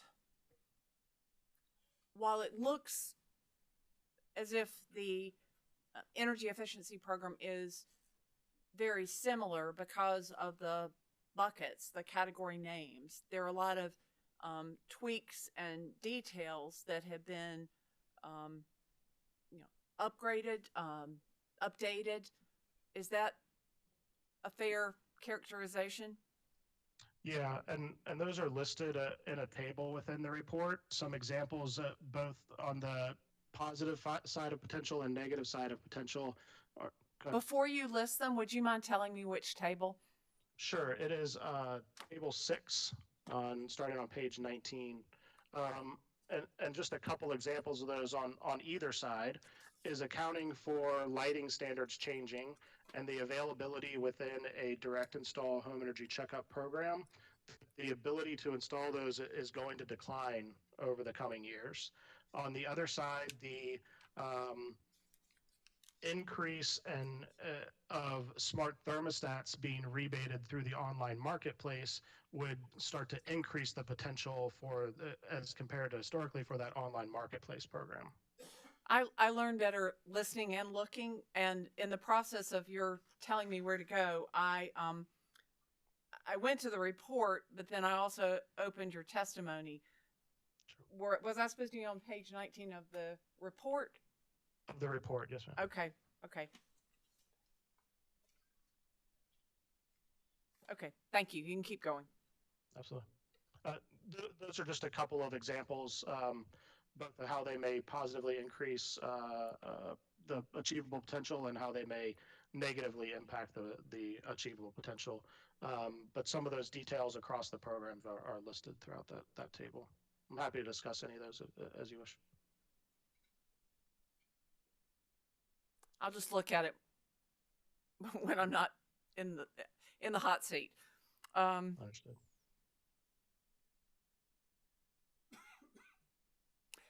And this is more of a curiosity. Do you think that there'll be a time when, as we get more AMI data, that we begin to start looking at demand flexibility? The short answer is yes.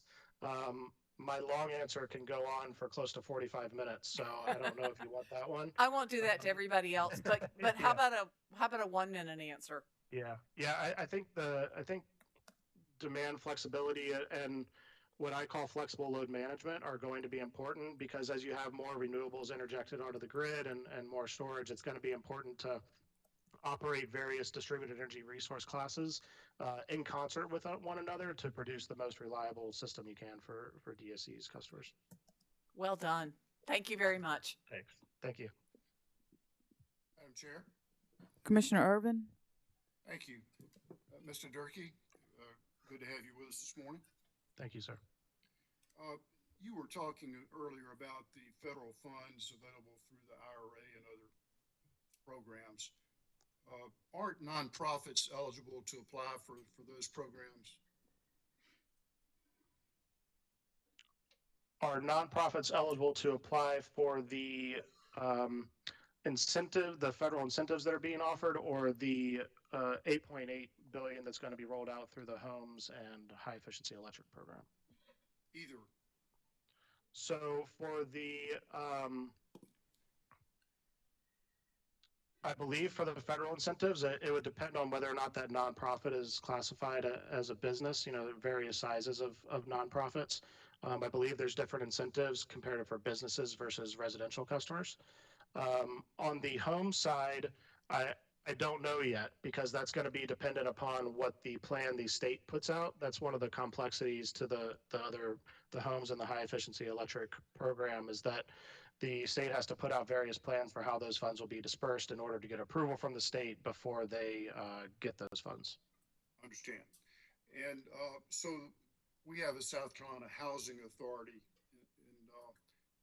presumably they're probably the ones that would be tasked with developing a plan.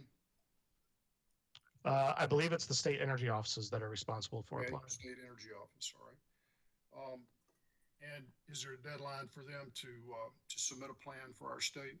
There is no deadline, no. Okay. I raise this issue because we went through a process at the South Carolina Public Service Commission back when federal funds were available to assist residential customers with billing arrearages. And initially, we created a task force and empowered them. And I'll have to compliment Dominion and Duke and others for participating. They sent their folks in and they developed a plan, implemented it. We got some help in Washington with our legislative delegation, and long story short, we became the model for the nation in terms of how best to obtain those funds.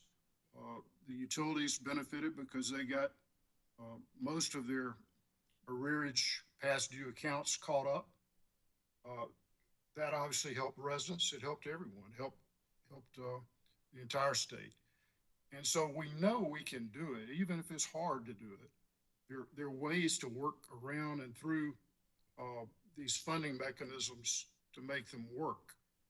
And so I'm just wondering, have you seen that model work in other states? Are you aware of any other state that you've consulted with or other utility that is taking that type approach? And by that approach, you mean the State Energy Office coordinating with utilities across the state to develop the plan? Correct. Yeah, I don't specifically. I wouldn't doubt it, but I don't know of any specifics to reference. Well, it doesn't hurt to ask. So since we're talking about energy efficiency and demand-side management, I'm wondering if the Office of Regulatory Staff might be the appropriate agency to contact the South Carolina Department of Energy and coordinate a working group to see how best to apply for these funds. Does that sound like a reasonable approach? Without speaking for ORS, it doesn't seem unreasonable. Good. And then the other thing is, I know that other jurisdictions have various financial incentives for investor-owned utilities to participate in a program like that. Could you talk about how that might work in our state? Yeah, so there's a wide breadth of different financial incentives across states. Some do it or historically have looked at a simple rate of return equal to their supply side investments. And that way they try not to discourage favoring supply side versus demand side. There are some states that look at the net benefits based off of the total resource cost test. There's some states that look at a percentage of net benefits based off a utility cost test. There, on the flip side, California once dabbled in the idea of penalties for states and this or for utilities if they didn't meet goals, and this is a while ago. But yeah, I'm not interested in penalizing okay. our utilities. I'm interested in incentivizing them. So tell me, what, based on your background experience in the field, which programs work best? What programs have you seen that might be a model for South Carolina? Yeah,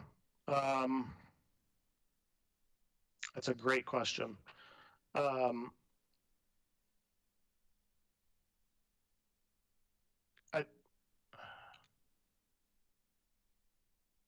What about our neighboring states?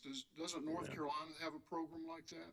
I'm not sure to tell you the truth. I know that Arkansas does, where they provide a percentage of the net benefits delivered to programs. I think those are generally the most favored across a wide breadth of stakeholders. Now, the issue you get into there is the actual cost effectiveness testing, who's performing it and reviewing those results. Obviously, that becomes a large point of discussion because there's a lot of assumptions that go into cost effectiveness testing. And so when you're, talking about real money, that starts to complicate the issue pretty quickly. Well, and there are always going to be obstacles and hurdles, but I think we're at a point where we heard Dominion's testimony from their energy efficiency representative that the low-hanging fruit is gone, and I think there's certainly some truth to that. And so, in order to take the next step forward, it seems to me a reasonable approach would be to try to incentivize Dominion to help move the process forward.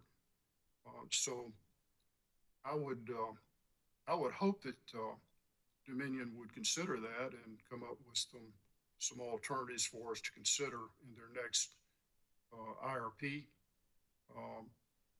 And I would hope maybe you could come back and advise us on how best to approach that if that does occur. Thank you for your testimony today. Thank you. Thank you, Commissioner Irvin. Commissioners, any further questions? Hearing none. Any redirect? No redirects. Thank you, Mr. Ziegler. Mr. Durkee, thank you for your testimony. You've spanned 2 days, so thank you for your patience and for being with us today and yesterday. You may stand down. Thank you, sir. Thank you. Thank you for your flexibility, and I hope you all keep safe with the storm coming your way. Thank you very much. Chair Belcher, that concludes Dominion Energy, South Carolina's case in this matter. Thank you, Mr. Ziegler. Ladies and gentlemen, we've been going almost 2 hours, so we're going to take about a 15-minute break, and then when we come back, we will take ORS witnesses, start with ORS witnesses. And I would just like to thank all the parties in this proceeding, and everybody's very good about it, about accommodating people's schedules. So I just really appreciate the way that the parties work together on stuff like that. I know when I was practicing, I tried to never not agree to an extension or a continuance because I never knew when the shoe was going to be on the other foot, and I was going to need to be asking. As long as it didn't prejudice my client, I always tried to agree. So I just want to say thank you for the accommodations that y'all continually make to help get these cases put up. So thank you very much. Let's take a 15-minute break. We'll be back at 11:35.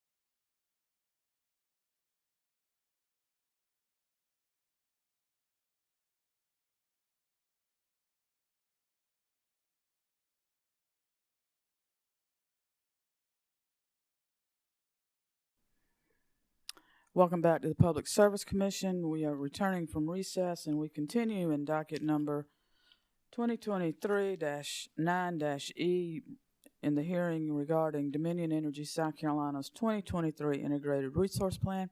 Let's take a roll call of commissioners. With us virtually, we have Vice Chair Powers and Commissioner Urban, and present in the hearing room we have Commissioner Justin Williams, Commissioner Thomas, Commissioner Carol Lee Williams, Commissioner Caston, and Chair Belser. We are at the point of the hearing where we're going to take some witnesses out of order to accommodate some schedules and recognize ORS.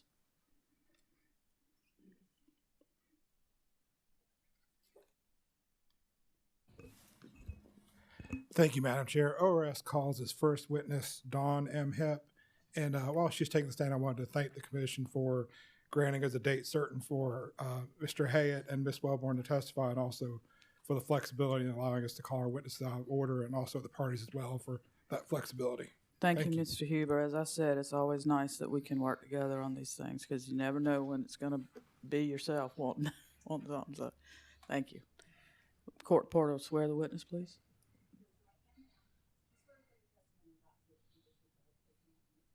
I do.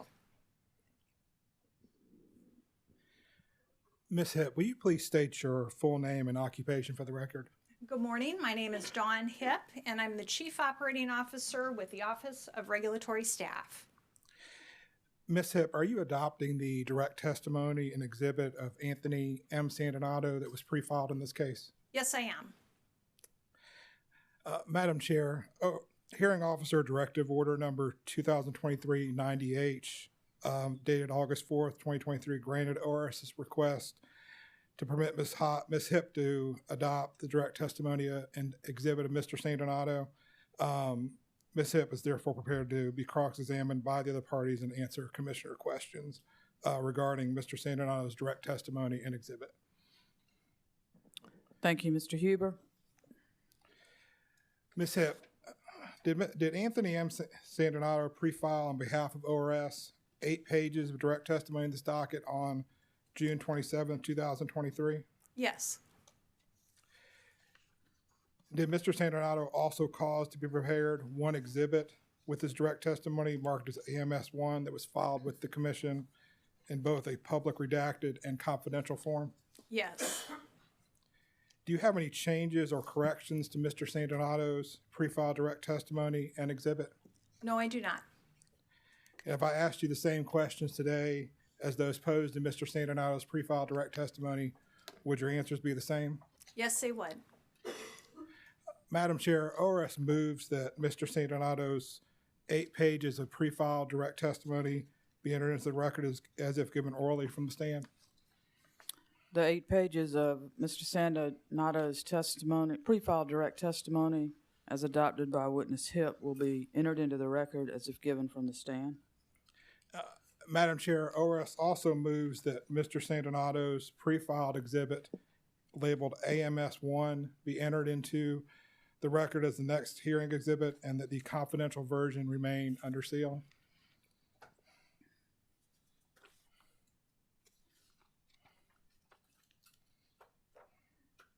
Excuse me, I had to get to the right number. Exhibit AMS-1 that was pre-filed with Mr. Sandinato's direct testimony, and it's the ORS report on Dominion's 2023 Integrated Resource Plan, will be marked for identification as hearing exhibit number 12 and received into the evidence of this case. And the public version will be available. Confidential portions will remain under seal. Thank you, Madam Chair. Ms. Hip, did you prepare a summary of Mr. Sandinato's direct testimony? Yes, I did. Would you please present your summary to the commission? Certainly. Good morning, Commissioners, Chair. Thank you for allowing me to adopt the direct testimony and exhibit of Anthony Sandinato. The direct testimony summarizes the review performed by ORS and Kennedy of Dominion Energy South Carolina's 2022 IRP, which is contained in Exhibit AMS-1. You will hear testimony today from ORS witnesses Phil Hayat and Leah Wellborn that discusses their review, analysis, and recommendations. The ORS review and report relied upon the requirements provided in South Carolina Code annotated 583740B1. The company's 2023 IRP, as filed with this commission, includes all of the elements required in that section. As ORS witnesses Hayet and Welborn discuss in detail, ORS recommended the company address 8 issues in its rebuttal testimony and 7 issues in stakeholder working groups to improve the future IRPs submitted by the company.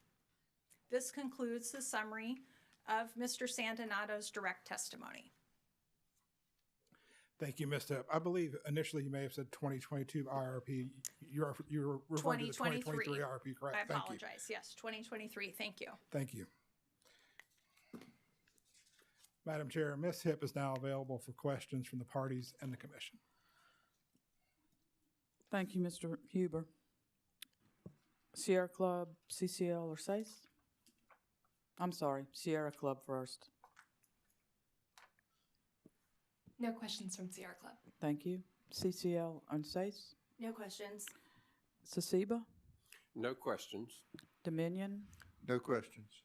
Commissioners, questions for this witness? Ms. Hipp, it looks like you've escaped. You gotta be quick on those lights. Commissioner Quick. Carolee Williams? Thank you, Chair Belzer. Quick and also where I can be heard. And anyway, good morning. Good morning. Thank you for being here. So in the recommendations for improvement, are there specific timelines for the company to address those? And I'm not looking at my notes to see them specifically, but what I recall in looking at them was it wasn't clear to me if you had recommendations for what should be achieved in 2023, what should be achieved in 2024, 25, and 26. Are those questions that I should ask of future witnesses, or those items that you might cover? No, I can summarize in general of the recommendations that we made.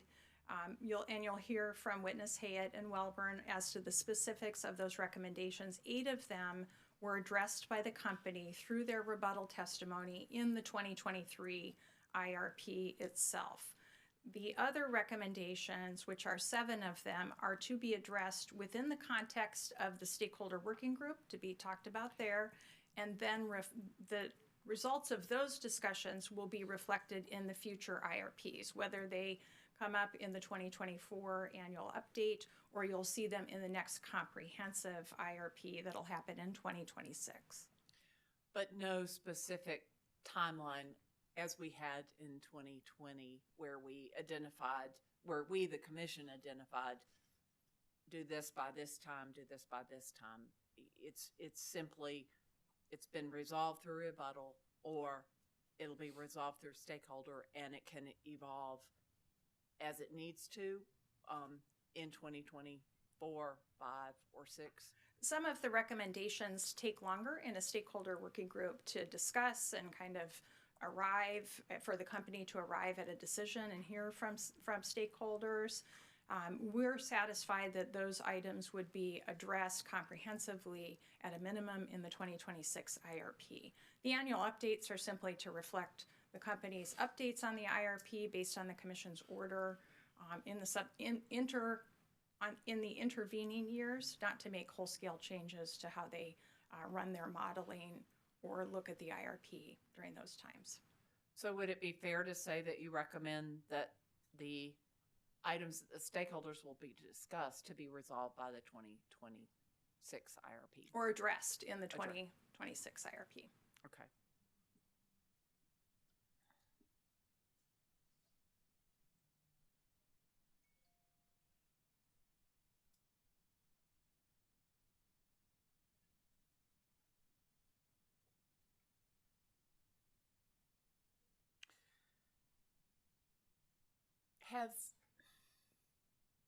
has ORS considered ways to calculate the societal benefits associated with decreasing CO2?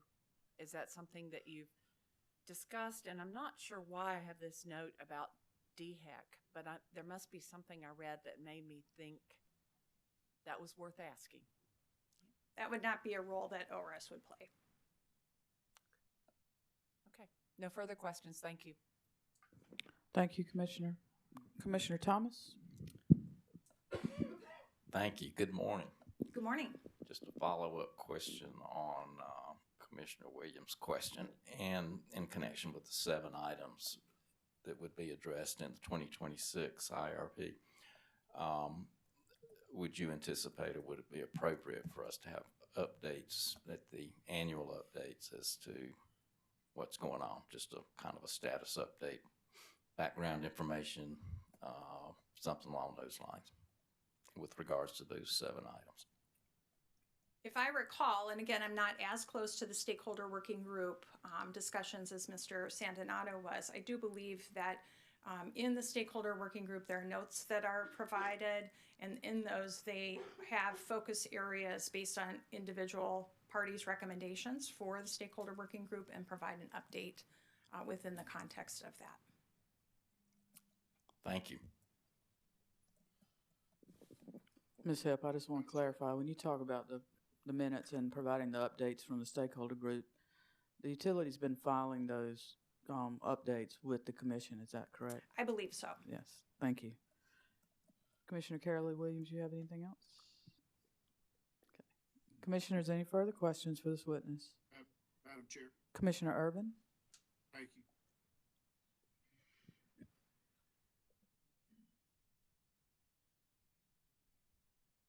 Commissioner Urban, we can't hear you. Yes, so thank you. Ms. Hipp, do you attend the meetings of the stakeholder working group as it relates to energy efficiency? I do not. Mr. Santanato, I believe, attends. Is that correct? As representative for ORS? He is no longer employed with the agency, and we do have representatives from ORS that attend the Energy Efficiency Advisory Group. Do you know who those representatives are? They are 2 members of my staff, O'Neill Morgan and Jeff Gordon. And occasionally the supervisor in that area, Robert Lawyer, will pop on. Right. Would you let Mr. Lawyer and the representatives that you just mentioned, let them know that we are interested in trying to develop an incentive program for Dominion Energy South Carolina, and we would encourage them to begin talking about it and planning for it, since there are federal grant funds available that could be applied for. And would you get that message to them, please? I will let them know you've inquired. Thank you. No further questions. Thank you, Commissioner Urban. Commissioners, anything further? Mr. Huber, any redirect? No redirect, Madam Chair. Thank you. Ms. Hipp, thank you. You may stand down. Thank you. Mr. Huber? ORS calls its next witness, Mr. Phil Hayett and Ms. Leah Wellborn. As a panelist. As a panel, correct. Thank Madam you. Chair.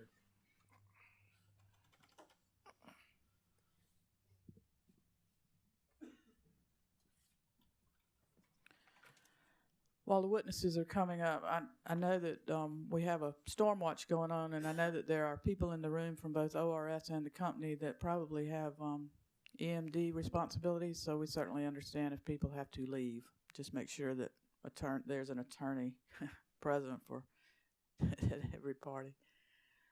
I do ask that if witnesses not leave before they testify, but we do understand folks having to leave.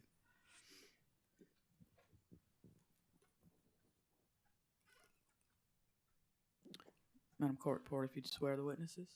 Raise your right hand, please. Do you swear affirm the testimony you're about to give to be the truth, the whole truth, and nothing but the truth? Good morning, Ms. Wellborn and Mr. Hayett. Mr. Hayett, I'm going to begin with you. Did you prepare or cause to be prepared 12 pages of direct testimony pre-filed in this proceeding on June 27th, 2023? I did. Do you have any changes or corrections to your pre-filed direct testimony? No, I don't. If I asked you the same questions this morning that were posed within the pre-filed direct testimony, would your answers be the same? They would. Madam Chair, ORS would move that the pre-filed direct testimony of Mr. Philip Hayett be entered into the record as if given orally from the stand. Mr. Hayett's pre-filed direct testimony will be entered into the record as if given from the stand. Thank you. Mr. Hayett, did you also prepare or cause to be prepared one exhibit marked as Exhibit PMH1 that accompanied your pre-filed direct testimony? Yes, I did. Do you have any changes or corrections to your exhibit? Yes, I have one change. And what is that? Page 10, line 16 to 20, change of the number 45 to the number 37. And with that change, were there any other changes to that exhibit? No, there aren't. Madam Chair, would that change made from the stand, ORS would move that exhibit PMH1 be entered into the record as the next hearing exhibit? Could I ask for that correction again, please? Mr. Hayett? Yes, page 10, line 16 to 20, the number 45 should become the number 37. Mr. Hayett, are you talking about your sir rebuttal testimony? I believe you are. Yes. Okay. The page 10 of your exhibit is not Where- lined. Doesn't I have- don't believe there's any changes to your exhibit, which is your CV. I'm sorry. That's correct. Okay. I was talking about sir rebuttal testimony. All right. Okay. So no changes to the exhibit, Madam Chair. Mr. Hayett's exhibit PMH1 that is attached to his pre-filed direct testimony will be marked for identification as hearing exhibit number 13 and received into the evidence of this case. Thank you. Mr. Hayett, did you also prepare cause to be prepared 15 pages of sir rebuttal testimony pre-filed in this proceeding on August 15th, 2023? Yes, I did. Do you have any changes or corrections to your pre-filed sir rebuttal testimony? Yes, I have a change to my pre-filed sir rebuttal testimony. The change would be on page 10, line 16, the number 45 changes to the number 37. And I apologize again for that. Thank you. And with that change, Mr. Hayett, if I asked you the same questions this morning that were posed within the pre-filed sir rebuttal testimony, would your answers be the same? They would. And am I correct that your pre-filed sir rebuttal testimony did not include any exhibits? That's correct. Madam Chair, ORS would move that the pre-filed sir rebuttal testimony of Philip Hayett be entered into the record as if given orally from the stand. Mr. Hayett's pre-filed sir rebuttal testimony, as corrected from the stand today, will be entered into the record as if given orally from the stand. Thank you. Mr. Hayett, did you prepare a summary of your testimony? Yes, I did. Would you give that now, please? Good morning. I think it's still morning. Commissioners, the purpose of my direct testimony was to provide additional context and support for the recommendations that were identified in the ORS report entitled Review of Dominion Energy South Carolina, Inc.'s 2023 Integrated Resource Plan that the Kennedy team prepared in collaboration with the ORS. The report was filed as an exhibit to Anthony Sandonato's direct testimony and has since been adopted by ORS witness Dawn Hepp. The purpose of my sir rebuttal testimony was to respond to the company witnesses' rebuttal testimony and to discuss the resolution of the ORS recommendations. ORS's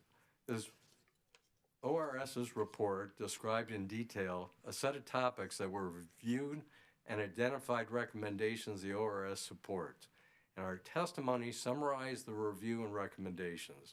Specifically, our testimony discussed ORS recommendations that address the company's reserve margin target, load forecast, demand-side management, commodity price forecast, renewable energy modeling, the company's modeling of generic resource options, coal retirements, transmission planning, Plexos benchmarking and risk analysis. ORS's reports also address DES's compliance with the requirements of Section 40 and prior commission orders. Based on our review of DES's 2023 IRP, the ORS supported 15 recommendations, including 8 the ORS recommended the company address in rebuttal testimony, and 7 the ORS recommended the company address in future stakeholder working groups. I will now provide a brief summary of the 10 recommendations I addressed in my testimony. Recommendation A1 relates to the company's derivation of the reserve margin target in Servin modeling. ORS recommended DESC fully document the extreme winter weather statistical analyses approach used and demonstrate that the models reasonably reflect winter loads during extreme low temperatures in future IRPs. DESC recognized that load response to low temperatures may warrant further investigation and agreed to discuss findings in the stakeholder working group. Recommendation D1 relates to the commodity and carbon dioxide price forecast. ORS recommended all commodity forecasts, including CO2 forecasts, be discussed in future stakeholder working group discussions. DESC agreed to do this. Recommendation E2 relates to the EPA's Clean Air Act Section 111 proposed rule. ORS recommended DESC discuss potential impacts of the proposed rule change in rebuttal testimony. The company provided a reasonable preview of the potential impacts of the proposed rule, and Witness Best stated the company will include impacts of the proposed rule in future stakeholder working group discussions. ORS's recommendations F1 and F2 requested DESC to provide justification explaining the reasonableness of the significant cost increases associated with generic CT resources and why the CC heat rate assumptions the company used were not overly optimistic. DESC attributed the CT cost increases to inflationary pressures, and ORS recommended additional discussion in a stakeholder working group. DESC addressed the CC heat rate as an error and provided a sensitivity study to validate the CC replacement decisions for Williams. ORS recommends DESC correct this error in future IRPs. Recommendation F3 suggested the company further evaluate battery storage costs and modeling, and DESC responded that additional analysis would be performed, but modeling results could wait for the 2024 IRP. ORS is satisfied given that any replacement capacity decision would be determined in an RFP process where accurate market information would be available. ORS's recommendation F4 and G3 sought additional information regarding DESC plans for transmission upgrades and additional natural gas pipeline capacity, which would be required to retire Watery and Williams. Several DESC witnesses, including company witness Parker, provided this information, including the status of the company's transmission impact analyses. One notable finding the company reported is that battery storage capacity located at Williams could partially reduce the amount of transmission costs that would be required to retire Williams. Additional work would be necessary in the next IRP to study this option. Also, the company committed to providing additional information prior to the hearing to update the commission and stakeholders on the company's plans regarding transmission and pipelines. The company supplied this information on August the 24th. ORS recommendation F5 relates to the capital and O&M cost modeled assuming continued operation at Watery and Williams. DESC and ORS agree that this issue should be further investigated in the stakeholder working group. Finally, recommendation G2 requested DESC to evaluate additional ways to incorporate robust risk analyses in our IRP studies. DESC agreed to continue evaluating risk analysis approaches and discuss the company's findings in the stakeholder working group. ORS concludes that the company complied with the requirements of Section 40 and reasonably addressed each of ORS's recommendations. This concludes my summary. Thank you, Mr. Hayat. Ms. Welborn, would you please state your name for the record? Leah J. Wellborn. By whom are you employed and in what capacity? I'm a manager of consulting at J. Kennedy and Associates. And did you prepare or cause to be prepared 7 pages of direct testimony pre-filed in this proceeding on June 27th, 2023? I did. Do you have any changes or corrections to your pre-filed direct testimony? No, I do not. If I asked you the same questions this morning that were posed within the pre-filed direct testimony, would your answers be the same? Yes. Madam Chair, ORS would move that the pre-filed direct testimony of Leah Welborn be entered into the record as if given orally from the stand. Ms. Welborn's pre-filed direct testimony will be entered into the record as if given from the stand. Ms. Welborn, did you also prepare or cause to be prepared one exhibit marked as Exhibit LJW1 that accompanied your pre-filed direct testimony? Yes. Do you have any changes or corrections to your exhibit? No. Madam Chair, ORS will move that Exhibit LJW1 be entered into the record as the next hearing exhibit.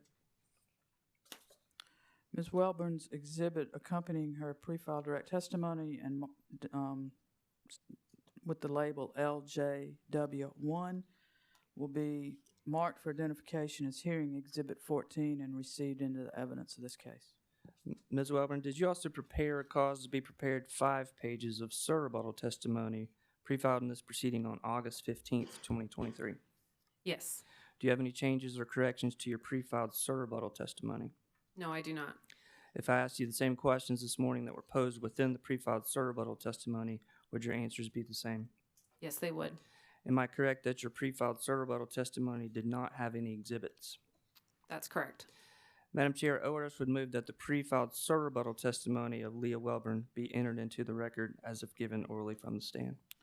The pre-filed surrebuttal testimony of Ms. Welborn will be entered into the record as if given from the stand. Ms. Welborn, have you prepared a summary of your testimony? Yes, I have. Would you please give it at this time? Of course. Good afternoon, Commissioners. The purpose of my direct testimony was to provide additional context and support for 5 recommendations that were identified in the ORS report. My testimony addressed the company's load forecast, DSM sensitivities, renewable energy modeling, and Plexos benchmarking.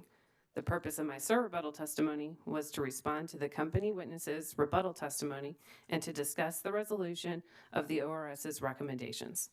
I will now provide a brief summary of the 5 recommendations I addressed in my testimony. Recommendations B1 and B2 relate to energy and demand forecasts. ORS recommended that,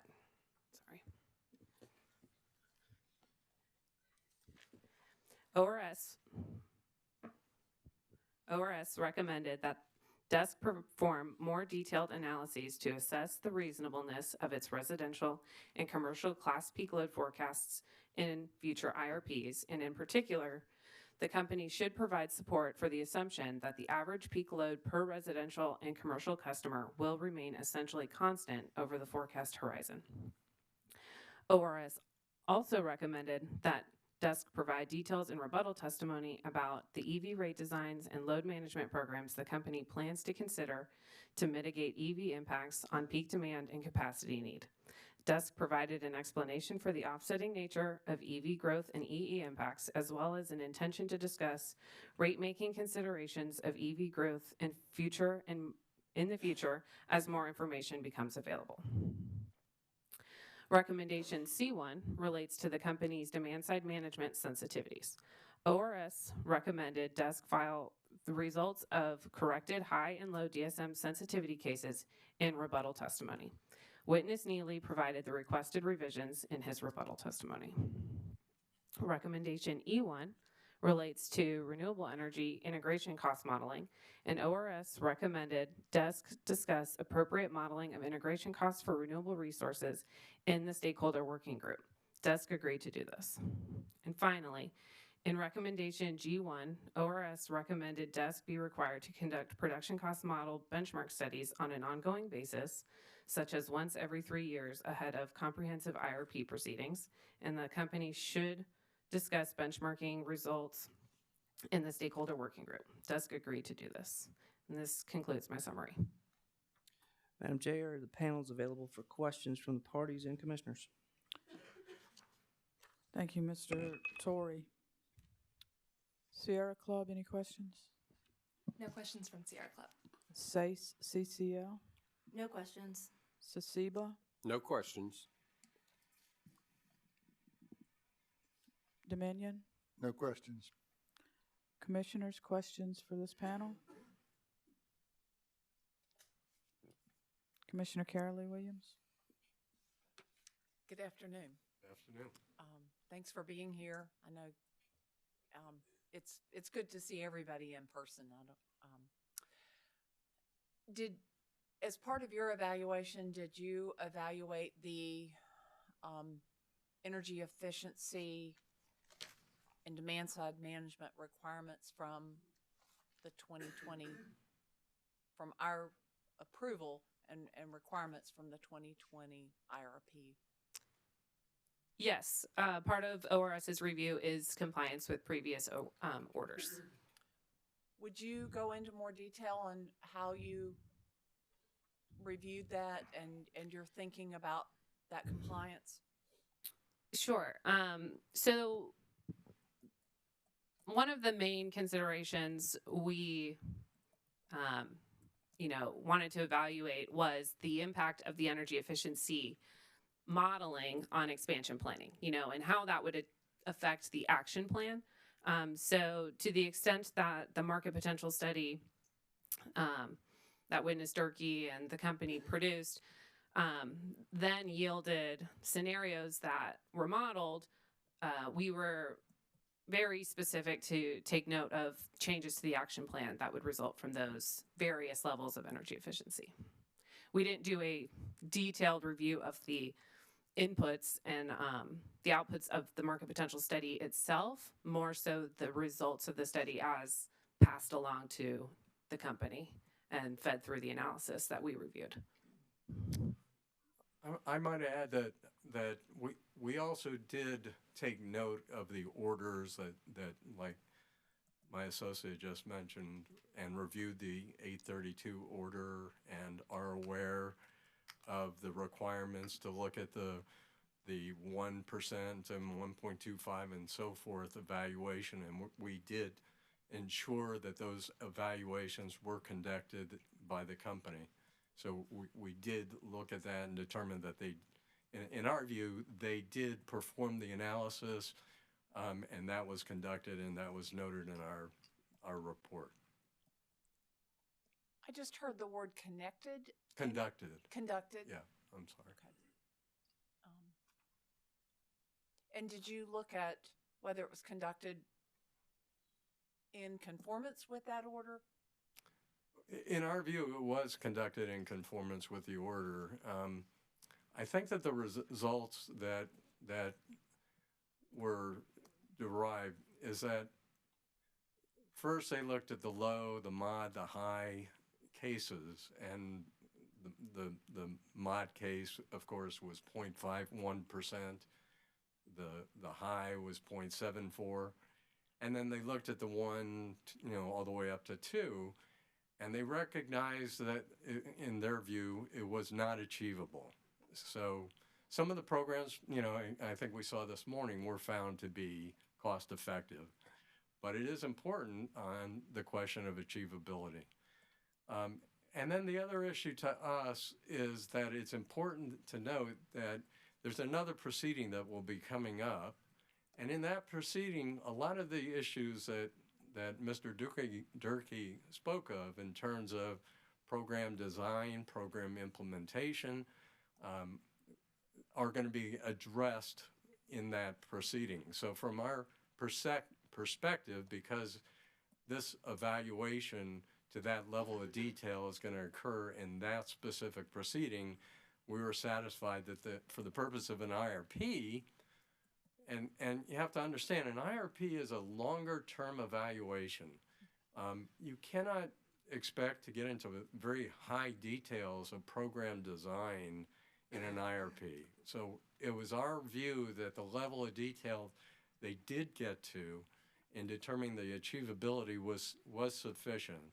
But I also will say that the results, as they were previously, show the results that are in the IRP that say that the high case that they model, which they said is not achievable, the results are positive, meaning that they're beneficial results to ratepayers if they could achieve the high case. And so I think that tells us that you want to push forward. You want to look in the next proceeding at higher levels of DSM in that proceeding, and it's potentially beneficial, so you don't shut your eyes and say, you know, it's good enough. But at this time, for the program design work that they've done and the determination that they've reached of not being achievable, we believe they've met the requirements for this IRP. Thank you to both of you. No further questions. Commissioners? Commissioner Caston? Thank you, Madam Chair. Just a couple of questions relative to your review. Did you review the, I guess, other studies that, all the studies performed by, let's say, Dominion, the interveners, and any that ORS would have done? I don't know they did any. But did you review all the studies in this proceeding? I don't know who should answer it. Just pick I would say Mr. Hayat covered a lot of the compliance requirements, but I will say we reviewed the filing that was made by Dominion, including the documents presented by their consultants. That was a better way for me to ask the question. I just didn't verbalize it well. And you reviewed all the testimony to us. Yes. No more questions. Commissioners, anything further for this panel? Mr. Hayat, any redirect? No redirect. Mr. Hayat and Ms. Welborn, thank you for being here. I hope you can get out of town if that's your plan this afternoon. Appreciate your testimony, and you may stand down. Thank you. Madam Chair, on piggybacking on what you just said, in full recognition that I do so at my peril, so that they can get on the road back to Atlanta ahead of the storm, we'd ask that they may be excused and they're available virtually if they need to be recalled. Thank you. Yes, sir. Safe travels.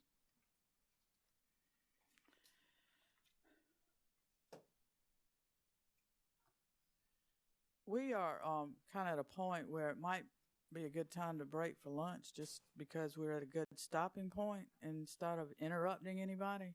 So let's break until 1:30, and we'll come back and start with, I think, Sierra Club, CCCL. Y'all have joint witnesses, is that correct? Okay, thank you very much. See you at 1:30.